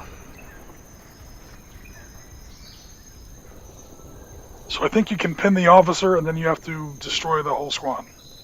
Because he's already pinned. You're not allowed to assess casualty points against a unit that's already pinned until everything in the hex is pinned. Yep. So casualty point 1 pins the officer and then the unit is smoked. That's true. And that's it for that fire phase, or for that unit. Alright, things might finally be turning around. So more direct fire. We are throwing in some grenades, because clearly some kind of friggin' assistance on my dice rolling here. 9 points plus 6 is 15, plus another 5 is 20, 21, minus 1, add 2 for your wood, so it would be, what did I just say, 21? 21 plus 1. I'm throwing in a grenade to make it 21, because I can do that because we are adjacent. You can throw in grenades to direct fire or opportunity fire if he's already right next to you. So it's going to be 21, subtract 0 from the die roll. Another shitty roll. 9 on 21. I bet he survived. 9 on 21. You got 1 casualty point. All that firepower. We did 1 friggin' point. So let's pin the officer. Okay, you don't want to pin that. Okay, no worries. That grenade is used up. And he has now fired. Fortunately for me, he's already adjacent, so he can also assault. Assault that 1 hex. Okay, we'll do the same thing down here. Throwing another grenade. I'm using up all my grenades. You have a lot of them. Yep. Alright, so here I go with a total... oh, God. One of these days, something's going on. 10 plus 9 is 19 minus 0 is the net.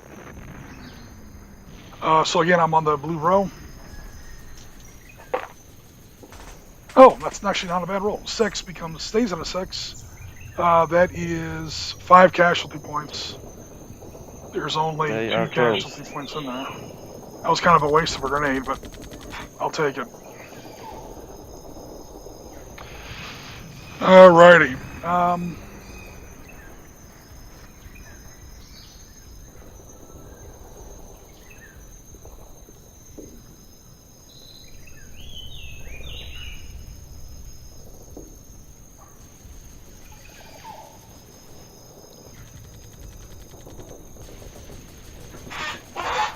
Can I hit with these guys? Actually, I can.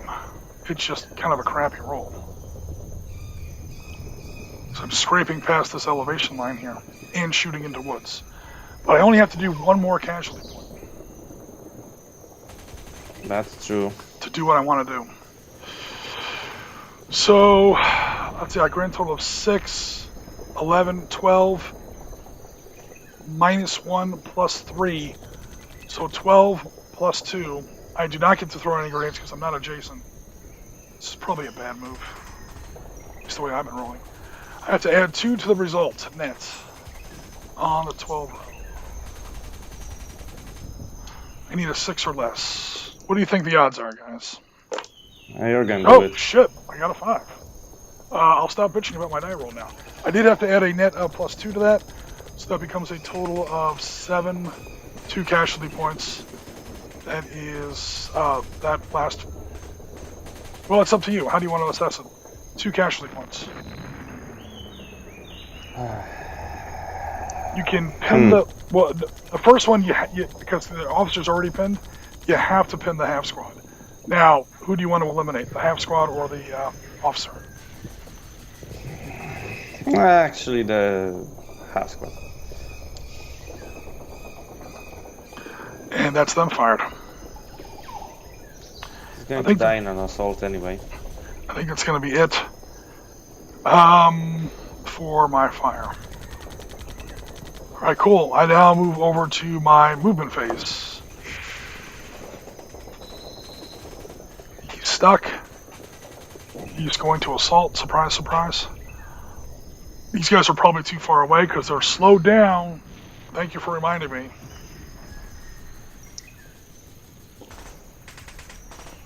One, 2, using assault movement. I don't know if anybody could see that. That isn't pinned. I'm not sure. Nope. Cool.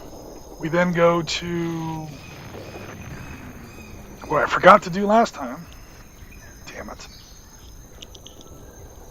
Actually, I'll leave that alone. I will not forget this time. Alright, that's it for my movement. Your defensive fire.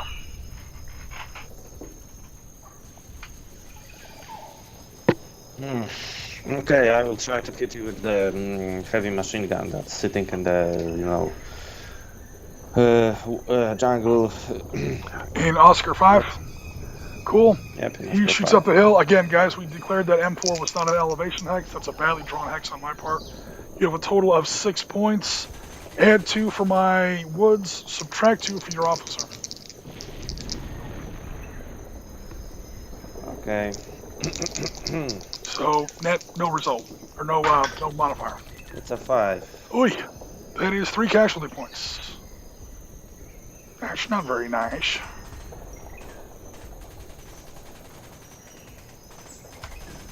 Alright, remove that whole half squad.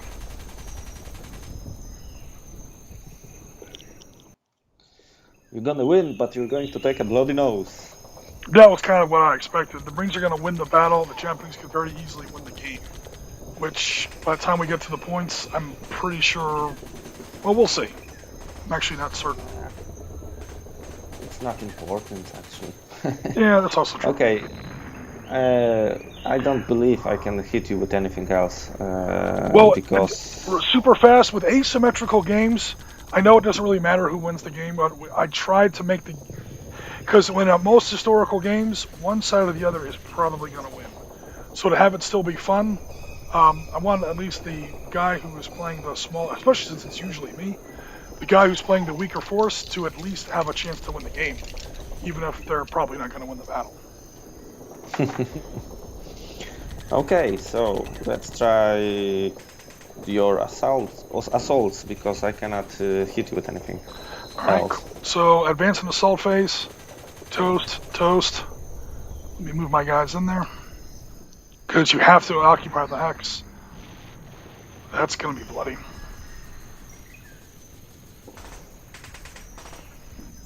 I should have started to divide my guys a little bit. Oops. Straighten out the map a little bit because this map's getting out of control.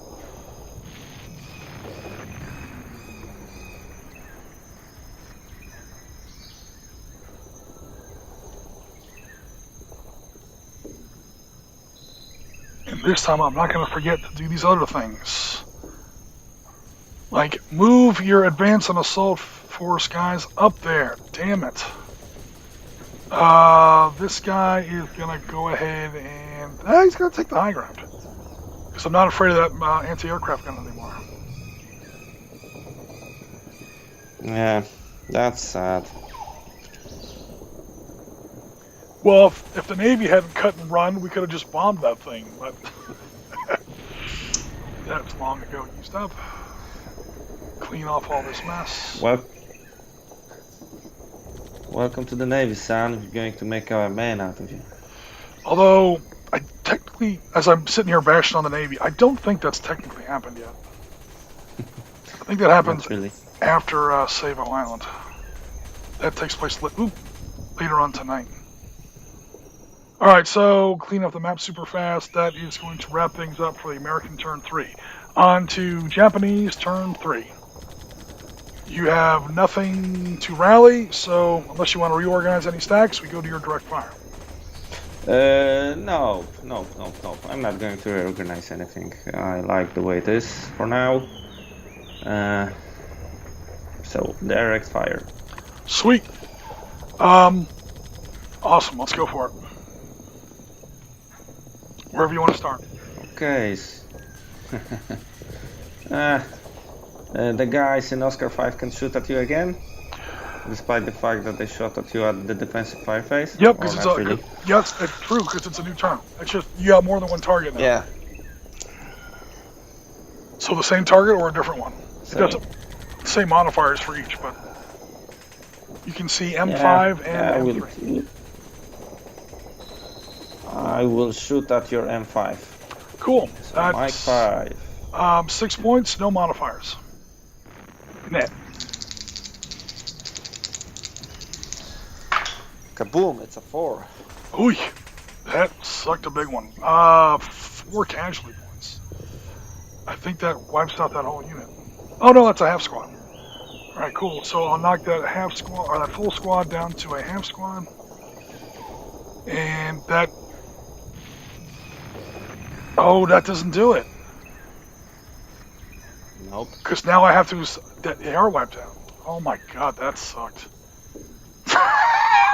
Damn you, Ozawa, Oshima, whatever your name is. And again, that is the Japanese company commander. So he's been involved in these wars since 1937. Maybe he fought the Russians as well.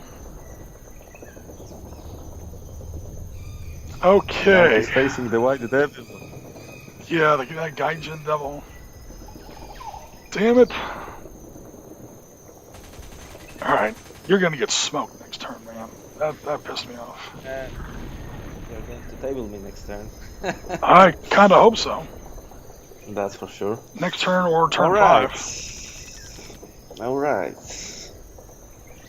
So, let's take the guys in Golf 8 and try to hit you in the jungle.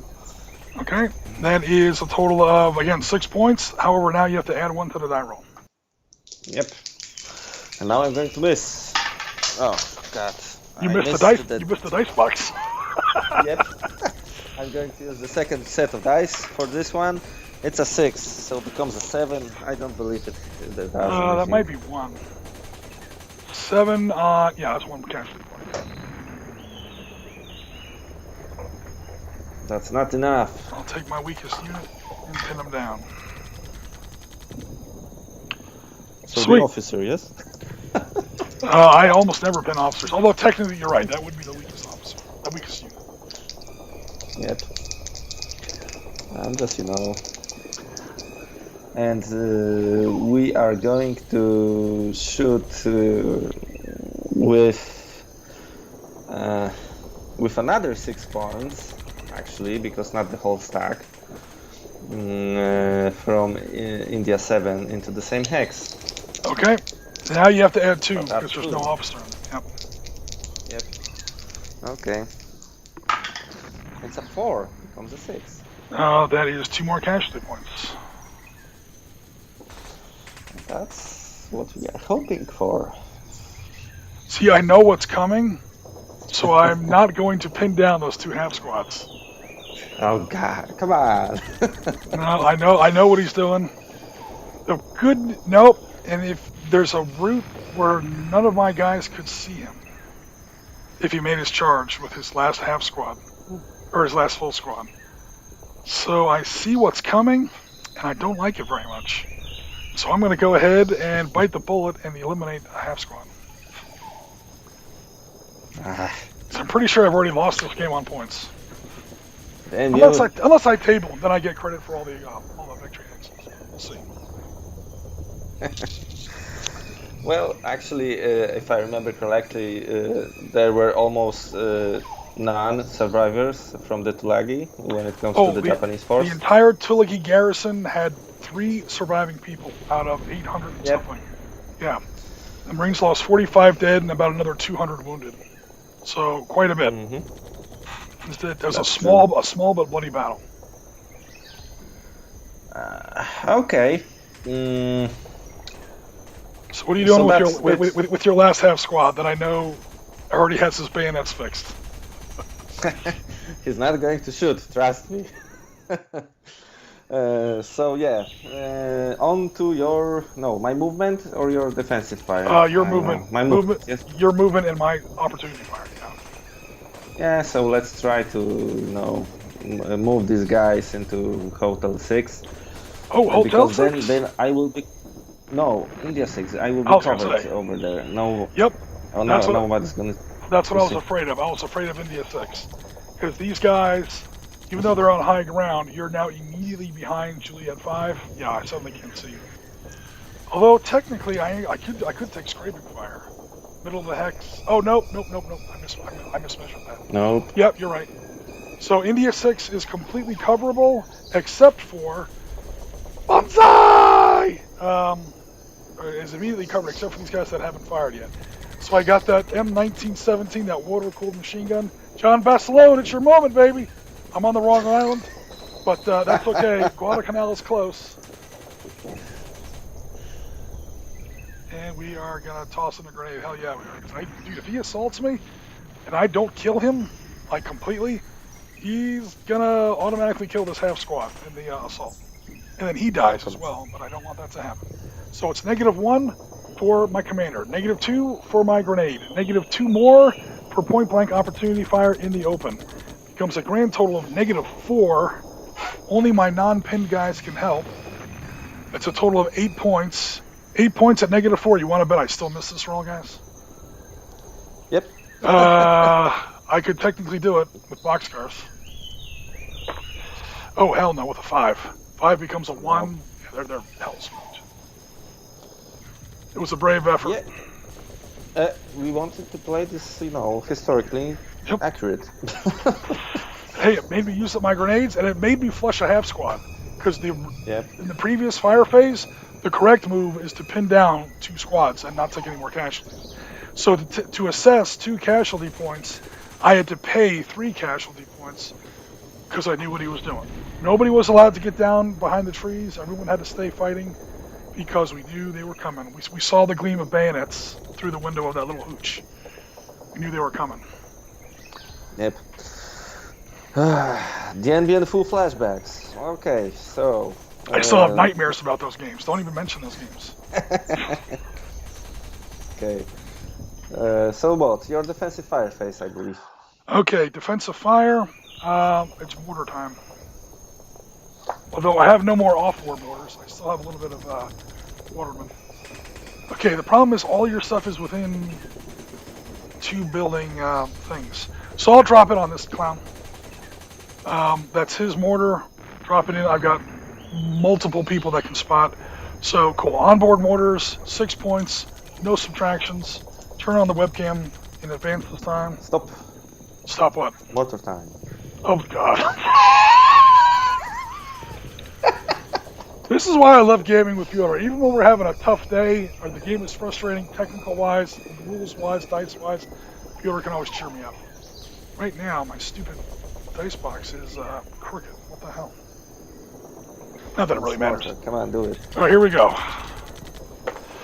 That becomes... It's a 9, stays at a 9, that's nothing. Apparently, that's okay. He took out that anti-aircraft gun, so I'm not going to bitch. Alright, so he's done. He's already fired. This guy can see over these woods and hit that building. We will do that. I have a grand total of 4, 6, 9, 12. 12 and 9 is 21, minus 1 plus 2, so 21 plus 1. Come on, baby! Mama needs a new pair of shoes. Mama needs a new pair of shoes. You gotta be shitting me, Pyle. You can't roll below 6 once in this whole freaking game. Snake Eyes! I invoked the gunny. That's what happened. Nice. Alright, so yeah, that building is empty now, man. Smoked. Boom. Okay, now. Yeah, right. All of a sudden, we're doing well. Okay, elite with -1 officer. I'm seeing if any of these guys are valorous. That first half squad needs a 5 down. Another set of snake eyes. They just became valorous. Now the tables have turned. Again, need 5 less. Now they're going to get New Yorker at my butt. This 5 needs a 7 or less. He also becomes valorous. Alright, let me get my little valorous button. It's Navy cross time, folks. And now he's going to brag about it for the whole next 2 weeks. Well, I have to, man. How many times do I lose these games? I always lose my own games. It takes me like 4 hours to build these stupid things, and then I just lose over and over again. Although in points, I'm pretty sure I'm still lost. That's why I get these bills from time to time saying for the one game, yes. The bills? I don't. Oh no. Okay. I'm just making fun. Oh no, I'm just reorganizing the decks. Go ahead. So it looks nice with the medals on top of them. Well, you were about to say something nice about me. Please don't let me interrupt. Please go ahead and make your point. I'm just fighting. I just wanted to say that you're winning fair and square, and with the technical problems out of the way, you see how nice it's going. Well, you're the one that's dealing with the technical. If anything, the technical problems were, hopefully, I'll use the past tense word, were more of a handicap for you than me. I mean, you were the one that couldn't see the map half the time. And I still managed to kill half of your force. Oh, yeah, so I'm saying, like, I'm not just trying to be a good sport. I think on points, I think I'm still lost. Well, no. If I table you, I might come out ahead. But now I have to table you. Which, hopefully, I won't have a problem with. Alright, so he's fired. Especially now that I have Valorous Marines on the table. Hell yeah!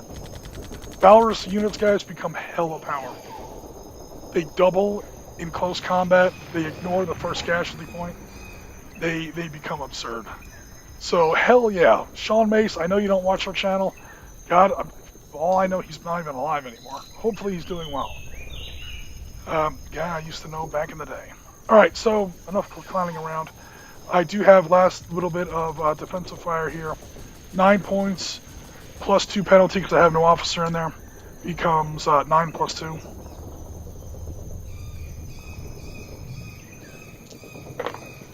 Another Snake Eyes. These are all on camera. Bruce Lee, I want to thank you again for this Marine Corps dice. And yes, that is not 6s on the other side. So 9 points. I do have to add 2, so that 2 becomes a 4. 4 casualty points. 1, 2. I'm pretty sure that stack is smoked. Yep. Sadly. Only because the dice have finally taken mercy on me.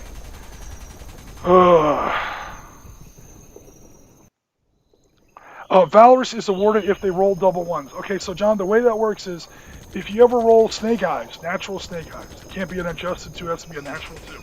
If you roll a natural 2 on an anti-personnel firepower check, then number 1, you've probably crushed whatever was in front of you. More good news, whatever was in the stack that did that shooting gets a chance to test for Valorous. So that's why I had to roll for each unit in there. Oh, I never actually rolled for Mace. Mace rolls on a 8 or less. Okay, Mace fails. Alright, so the stack is correct. So, once this stack rolled double ones, every infantry unit in that stack gets to roll individually to see if it becomes Valorous. So you see where Mace did not, this full squad did, this half squad did, this half squad did not, and Officer Lieutenant Mace himself did not. So when Lieutenant Mace wrote the battle report, he gave credit to his sergeants because he's a good leader.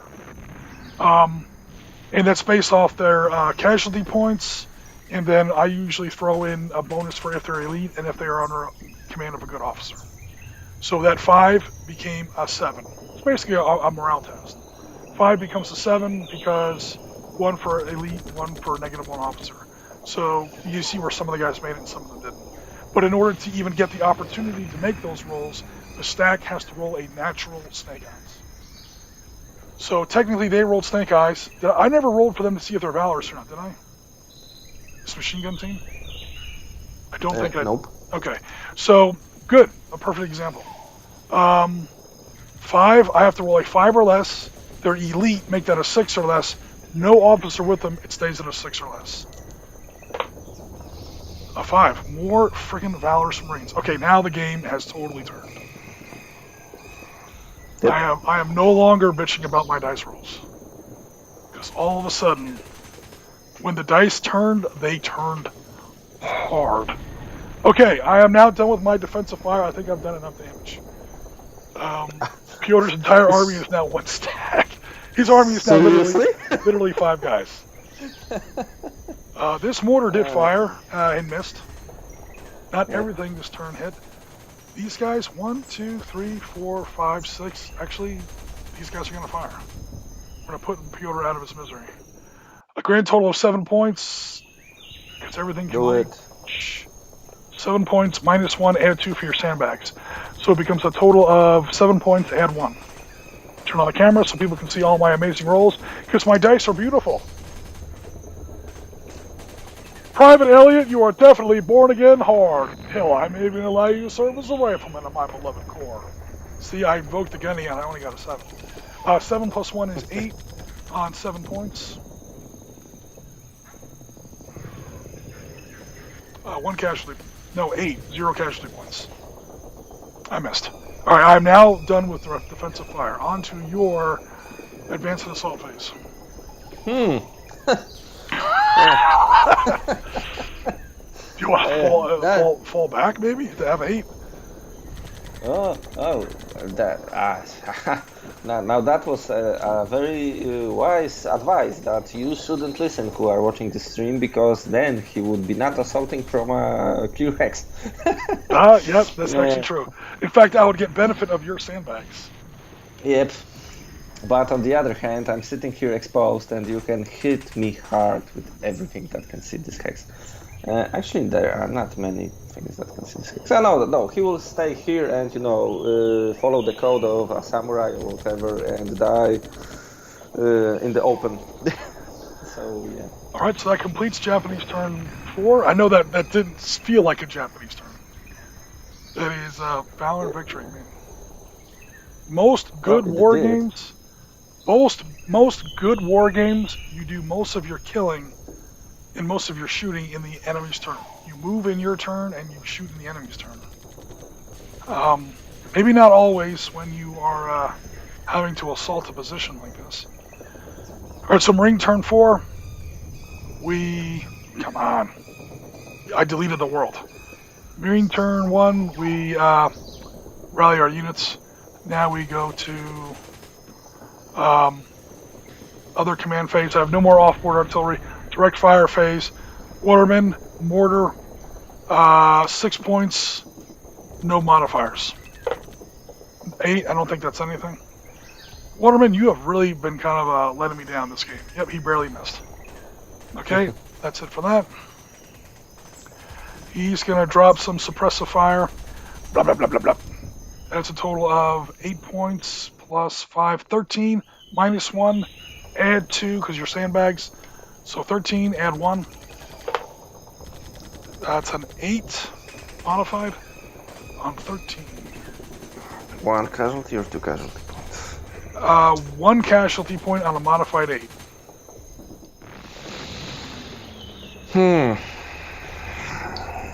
Okay, pin the half squad.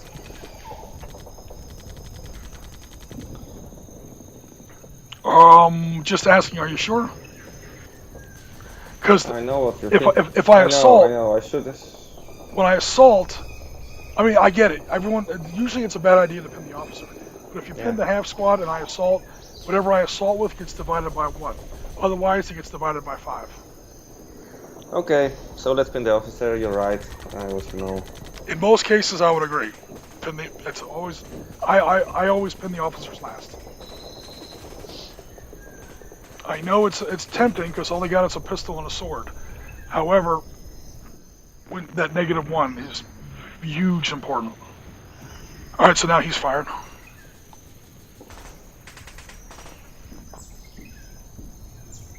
All right, that's going to be it for my direct fire. I'm going to go down to movement.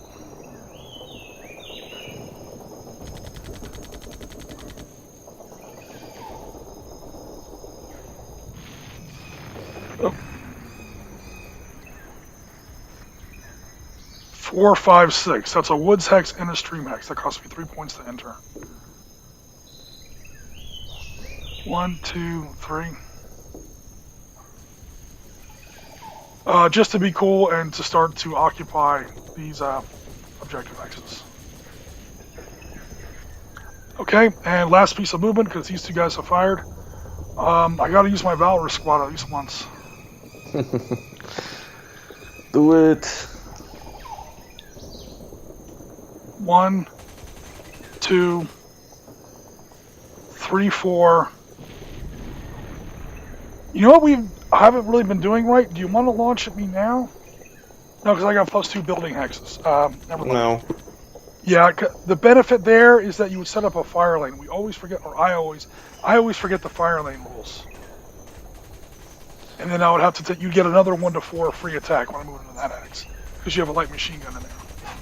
But I don't think in this case it would be useful. Better to take it here. You get -2 for point blank opportunity in the open. Can I add a satchel charge because I believe I have one. Oh, I was hoping you weren't going to notice. You have 1 satchel charge. Oh no! Oh yeah. Piotr remembered he had satchel charges. Damn it! Or a satchel charge. That's 16 more points. All right, he throws in a satchel charge. He now gets 21 points, -2 to the die roll. And now I will roll a 12. He is now on. Hey, how does it feel to be on the blue row for a change? That's usually my row. Come on, that was my roll. Oh, it's a 7 -2. Is a 4. Oh, 7 minus 2, so that's 5 casualty points. Okay. The Valorous squad ignores the first one. Valorous squad ignores the first one. So now that 5 goes down to a 3. This is what you get for not being Valorous. Boink. Alright, smoked. The satchel charge blast just kind of wraps around these guys and does nothing. Alright, cool. So that was the opportunity fire. Yeah. And just to wrap things up super fast, here comes the assault. It was one of these iconic movie moments where a satchel charge, does a big bang and everyone runs through the flames and nobody's even scratched. Well, a bunch of guys died. They just weren't the heroes of the TV show. They were like the background characters. Oh yeah. By the way, I forgot I have satchel charges too. Yeah. Okay, so here comes the attack. Because there's no more opportunity fire or whatever. That's going to be a grand total of 1, 10. The machine gun does not double. The machine gun's not valorous. The men are valorous. So 1, 11, 15, 21, 23, plus 16. How you like them apples? Divided by 5, because the officer doesn't count. We are at, 8 to 1 odds. I think I have 1 grenade left. Oh, so do you. 1 grenade left. I have 1 grenade left. All right, cool. So I'm on the 12 to 1 row. Subtract 1 for grenade. Subtract 1 for officer. It's now, I literally can't lose because I'm past 12. I'm at beyond 4 to 1, and I'm subtracting 2 from the die roll. So even if I roll boxcars again, I'm still going to do okay. So just for fun, see if I roll boxcars again. I rolled a 7. I rolled half a boxcars. That is a successful assault. That is this unit destroyed, these weapons used up. And that is, okay, there was 1 infantry unit left in that hex, plus 2 for the sandbags, makes a total of 3. Ignore, pin is the 3rd.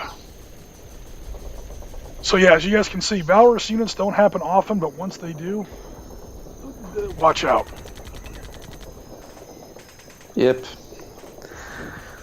It was a nice game, despite all the technical problems. Well, they smoothed that at the end. I'm very happy about that. Yep. So that's it for the Special Naval Landing Force. Yeah, now historically what happens is the advance continues throughout the night, the day. They realize they reached this perimeter here 7 August evening. Again, the map's in German, so bear with us on that. And then the Marines realize that they don't really have enough daylight to launch an assault right then, so they dig in, and they're going to clean out the rest of this tiny little bit in the morning. The Japanese say, we'll take care of that for you.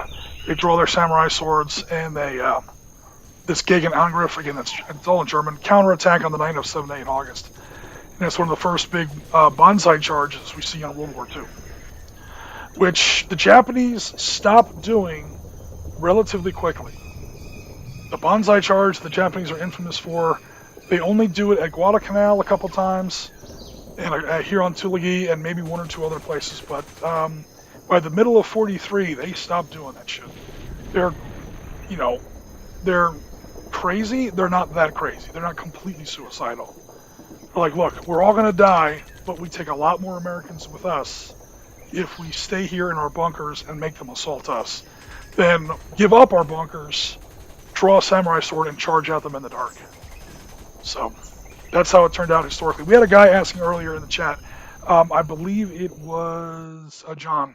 If it wasn't John, it was Springtime, who was asking about the historical results.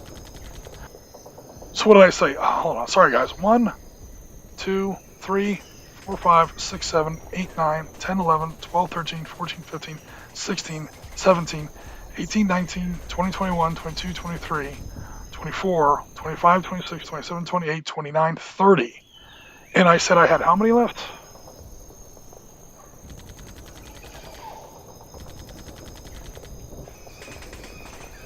30. 1. Well, now I'm going to count the officers. 1, 2, 3, 4, 5, 6, 7, 8, 9, 10, 11, 12, 13, 14. I lost 16 units, not 8. Hello, dummy.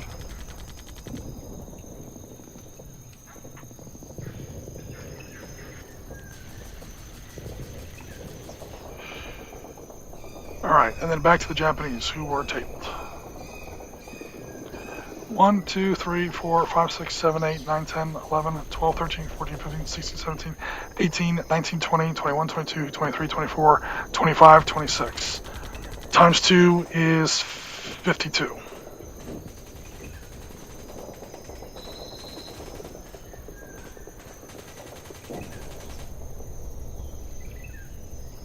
And then I wound up owning all 5 objectives by the end of the game. 5, that's usually times 5 is 25. Oops. So that's 64 to 77. So it wasn't that. Again, yeah, the Japanese are always going to get tabled. Welcome to the Pacific. However, in the game terms, it's a little bit closer. And I think what turned it is all of a sudden my die roll just went completely crazy. You guys saw them all on camera. I rolled how many snake eyes in a row? I had terrible die rolls until I didn't. And then all of a sudden, Lady Luck decided to not only bat her eyelashes on me, not only bring me a box of chocolates and a drink, she mounted me in a full frontal lap dance. I mean, look at all these Valor's units. Out of nowhere, my dice rolls just went from terrible to heavenly, and at a critical point of the game. So I don't think, Piotr I don't think Piotr did anything wrong or anything. And even with that magical turn in dice, it wasn't that close. Whoa. Sorry, 64. The game was actually pretty close, 64 to 77. And that's with me rolling like 4 snake eyes in a row. So Simon Stokes has joined us. Hello, Simon. Thanks for sticking with it, guys. Good game. Barring the Skype issues, it was easy to follow what was going on, the setup you got there. Thanks very much. Normally, we don't have those Skype issues, guys, so we do apologize about that. I'm just glad the stream was steady. If the stream was experiencing those issues, I would totally close it down. That's happened to us before as well. I just close it down and I start over because we can't have that in our history. But the stream was steady. Very glad for that.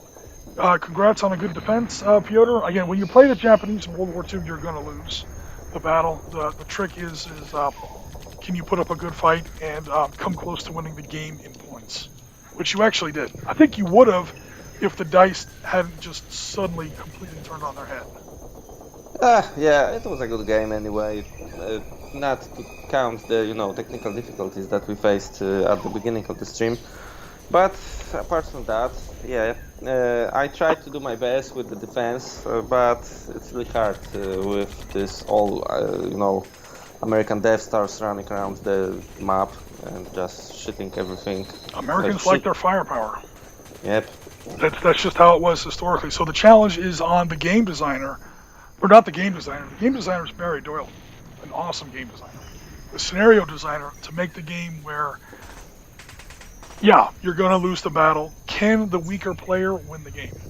And because we do mostly modern wargaming, this is World War II here, obviously, but because we do most, yeah, you have to really make friends with, you have to get very, very comfortable with asymmetric victory conditions. Otherwise, it's pointless. Mm-hmm. Yeah, that's true. That's actually true. But the scenario was, good. Everything was fine.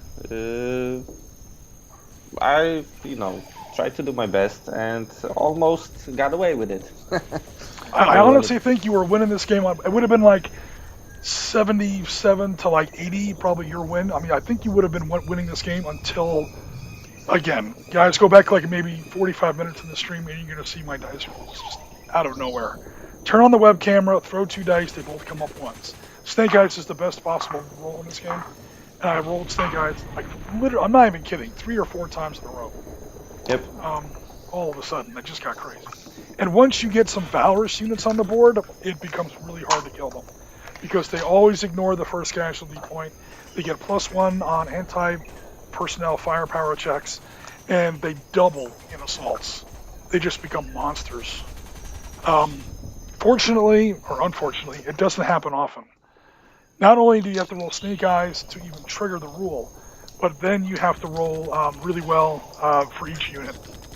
It also depends on who rolls the Snake Eyes. If it's like a half squad and an officer and they roll Snake Eyes, they're probably not going to get Valors. But if it's a full platoon or full squads, they get much better rolls. And there's going to be at least one guy in that platoon of 32 guys or whatever, 32, 24 guys, that's going to win, Silver Star, Navy Cross, Medal of Honor, and it's just going to go absolutely apeshit. That's true. So, yeah, all in all, it was a great game. I'm not sure about the part when you paraged my my anti-aircraft gun, because if I remember the rules correctly, you have to roll an 8 if there is an AFV over at the spot. Yeah, to destroy it. that may have been a point when the camera was messed up, or we were having a tough time with the Skype call. I did roll the 8 or less. Yep. So first you have to see if the weapon hits, like the normal 1 through 4 roll, and then if you're actually aiming at a either gun or any kind of gun or AFV, you have to roll the 8 or less for an arty or airstrike. And that might have been when the camera was out. Is that the question you're asking? Did I roll the 8 or less? Yeah. It'll be on the recording if you check back later. I did make that roll. Yeah, no worries, because I was skimming through the rules yesterday when I was trying to rehearse them, so to speak. Right. And I believe there was something like, if a hex contains infantry vehicle or gun units, a dice roll is made and cross-reference with the support missions APFP. Yeah. On really? the AP combat table to obtain a casualty point number, which is then applied normally to all eligible targets. If an AFV is located in the hex, the support mission must first roll to hit on an 8 or less, applying cover modifiers to the dice roll, blah blah blah. So you're not allowed to make an anti-tank attack against the gun? So it seems. It doesn't matter for the game. I didn't want it, to mention it during the game, but... oh no, if it's a rules mistake, it's kind of late now, but if it's a rules thing, if it's a thing I'm doing wrong in the rules, yeah, by all means mention it and we'll fix it. So, super fast, just to see how that would have gone. We're here I didn't want to mention it because we had enough, problems. with the stream and everything else, yeah. I do remember that was during the crappy part of the stream. Okay, so I know, you know what I'm thinking of? I'm thinking of like tanks and anti-tank guns shooting at other anti-tank guns. Once they score a hit, that might be more of a direct fire thing. I know for a fact you're allowed to make anti-tank attacks against guns, but I know that off-board missions have an anti-tank value. Like here, it's B for a light barrage. They literally put it on the table. But I think that's like accidental, or against AFVs like you say. All right, anyway. If we had done it the other way, we do light barrage. Yeah, so the gun has a casualty rating of 3. Yep. So basically... So that is 7 becomes a 9. That would have been 2 casualty points. All right, so 2 casualty points. He doesn't have a gun shield, so he can't take the first one. The second one pins him down, and then if he's destroyed, we have to make a casualty check. The attacking player has to roll, I think, a 3 or below on a D6. So that would have done it. Yeah. But I think you're right. I think I did use the wrong rules mechanic. The result would have been the same, but now that I think about it, I think I actually did do that wrong. It doesn't matter now, but we can remember it, next time or something like that. Yep. And again, it's just, do you roll a 2 or less? Well, actually, it does somewhat matter, because I would have to roll a 3 or less, which is 50-50. And using an anti-tank attack, I would have to roll a 8 or less, which is slightly better. So, yeah, I did cheese a little. I apologize. We should have definitely done it the second way. No worries. I'm just, making a call for the future. I'm not bragging about the past. No, and quite honestly, what's going to happen? Somebody in the Valor Victory Discord, or if I post this on Board Game Geek, someone's going to notice that. And they're going to say, hey, on, that whatever that was, like 2 hours and 15 minutes, you were doing this off-board mission strike. I don't think you did that right. And I'll be able to say now, thank you, Piotr. I'll be able to say now, excuse me, just, forward wind to this, and we do correct it later in the game. Okay, cool. No problem. No, don't try to ruin my one victory this month by accusing me of cheating, Piotr. I'm totally kidding.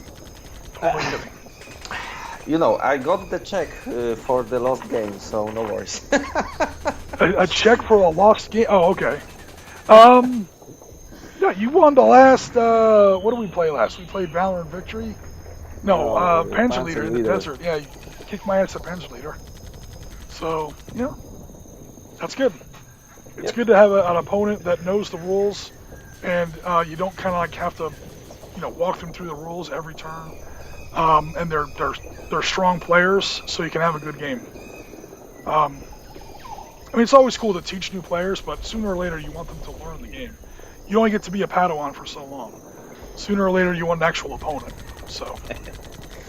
Yeah, that's true. But on the other hand, when you play a lot of games and different games, sometimes you mix up the rules. Like this time, I was asking if I can move from Hotel, I believe 6 into Juliet's, into Kilo 6 or something like that. And I was thinking about Panzer Leader.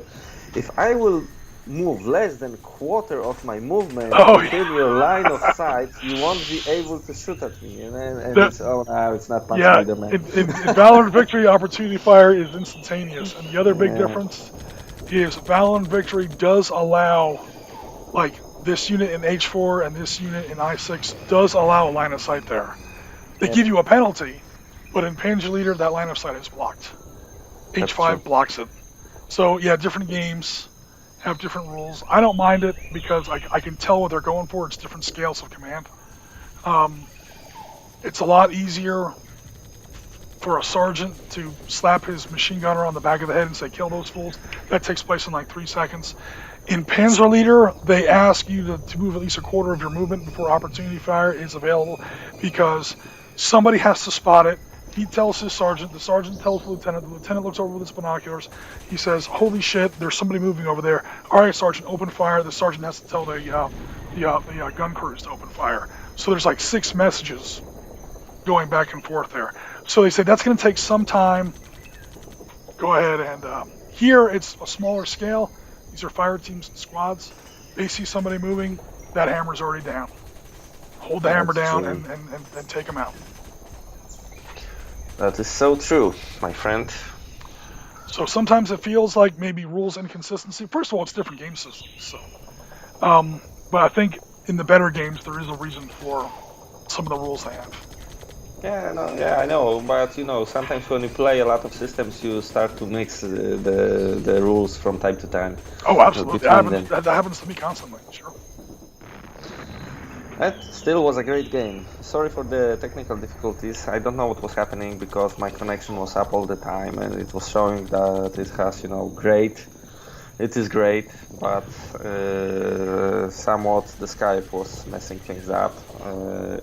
But then it magically stopped.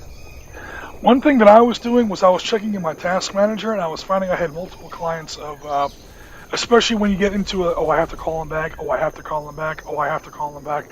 Sometimes your computer opens up Skype multiple times, even if it's only in the background. So I went into my task manager and I closed out the extra ones. I don't know if maybe that was happening on your end or not, but I don't know, maybe that was it. But fortunately, the stream was steady, so we had a good show. Yep. It was a great game, and actually we managed to play it in only 4 rounds, so that's also interesting. Yep. And it was 2.5 hours, basically, which would have been less if we didn't have those technical issues. We probably would have had this game round up in about 2 hours. But no worries, we got through it. We put on a good show for our community and had a great game. So congratulations, and thank you very much for your help as always, Piotr. No worries, I'm always glad to help, and next time you shall feel my wrath. Next time you play the Americans if you want, because I mean, let's face it. We may not be playing Pacific next time, but when you're in the Pacific, once you get into Guadalcanal, spoilers, the Americans are always going to win. It's not nationalism, it's not patriotism, it's not jingoism, it's math and firepower. It's, can the Japanese cost the Americans too much to where the operation is considered a failure? Like Tarawa. We won the invasion of Tarawa, it's considered a failure of an operation. That's where they basically invented the Navy SEALs, or what would become the Navy SEALs eventually. Because it was like, look, the tools we have for this job are not cutting it. Peleliu is often considered a failed operation because, never mind the fact that it's pointless, it cost way too much, took too long, and it didn't wind up supporting the invasion of the Philippines like it was supposed to. So you get to the point where, again, the asymmetrical victory conditions, the Japanese player can win the game, even though, I mean, let's face it, once you get into 1940, late 43, early 44, there's a couple battleships off the beach. You're not going to win. It's whether or not you can, you're gonna save the day. You're gonna cost too much, and the Japanese knew it too. The Japanese commander of this garrison, his last message is a matter of record. It's the American force is overwhelming. We're gonna fight to the last man, and we're gonna do the best we can. But we already know that we're all dead. And sure enough, that's what happened. Yep, So that's true. okay, I've rambled long enough. Appreciate everybody who came out. Appreciate everybody who came to our chat. Apologies for the earlier technical issues, though we did kind of push through those. Hopefully you guys didn't experience too much of that on your end in the stream. We did have to get the Skype call set up a bunch of times, but we got through it. So thanks very much, everybody. As always, we are rounds complete. This is Oriskany Jim signing off for the SitRep podcast. Look out for some more content from Piotr later on this week. And then we'll see what we have lined up for next weekend. If you guys ever want to play one of these games, it's easy. All you need is a Skype account. Check out the link to our Discord in the description of this video. It is set to auto-accept your invite. You click on that link, you join our Discord. And then we can set up the game there. So for now, signing off. Rounds complete. Tango Mike for listening. We'll see you guys in our Discord or our YouTube channel later on this week. Take care, everybody, and thanks again. Thanks, bye.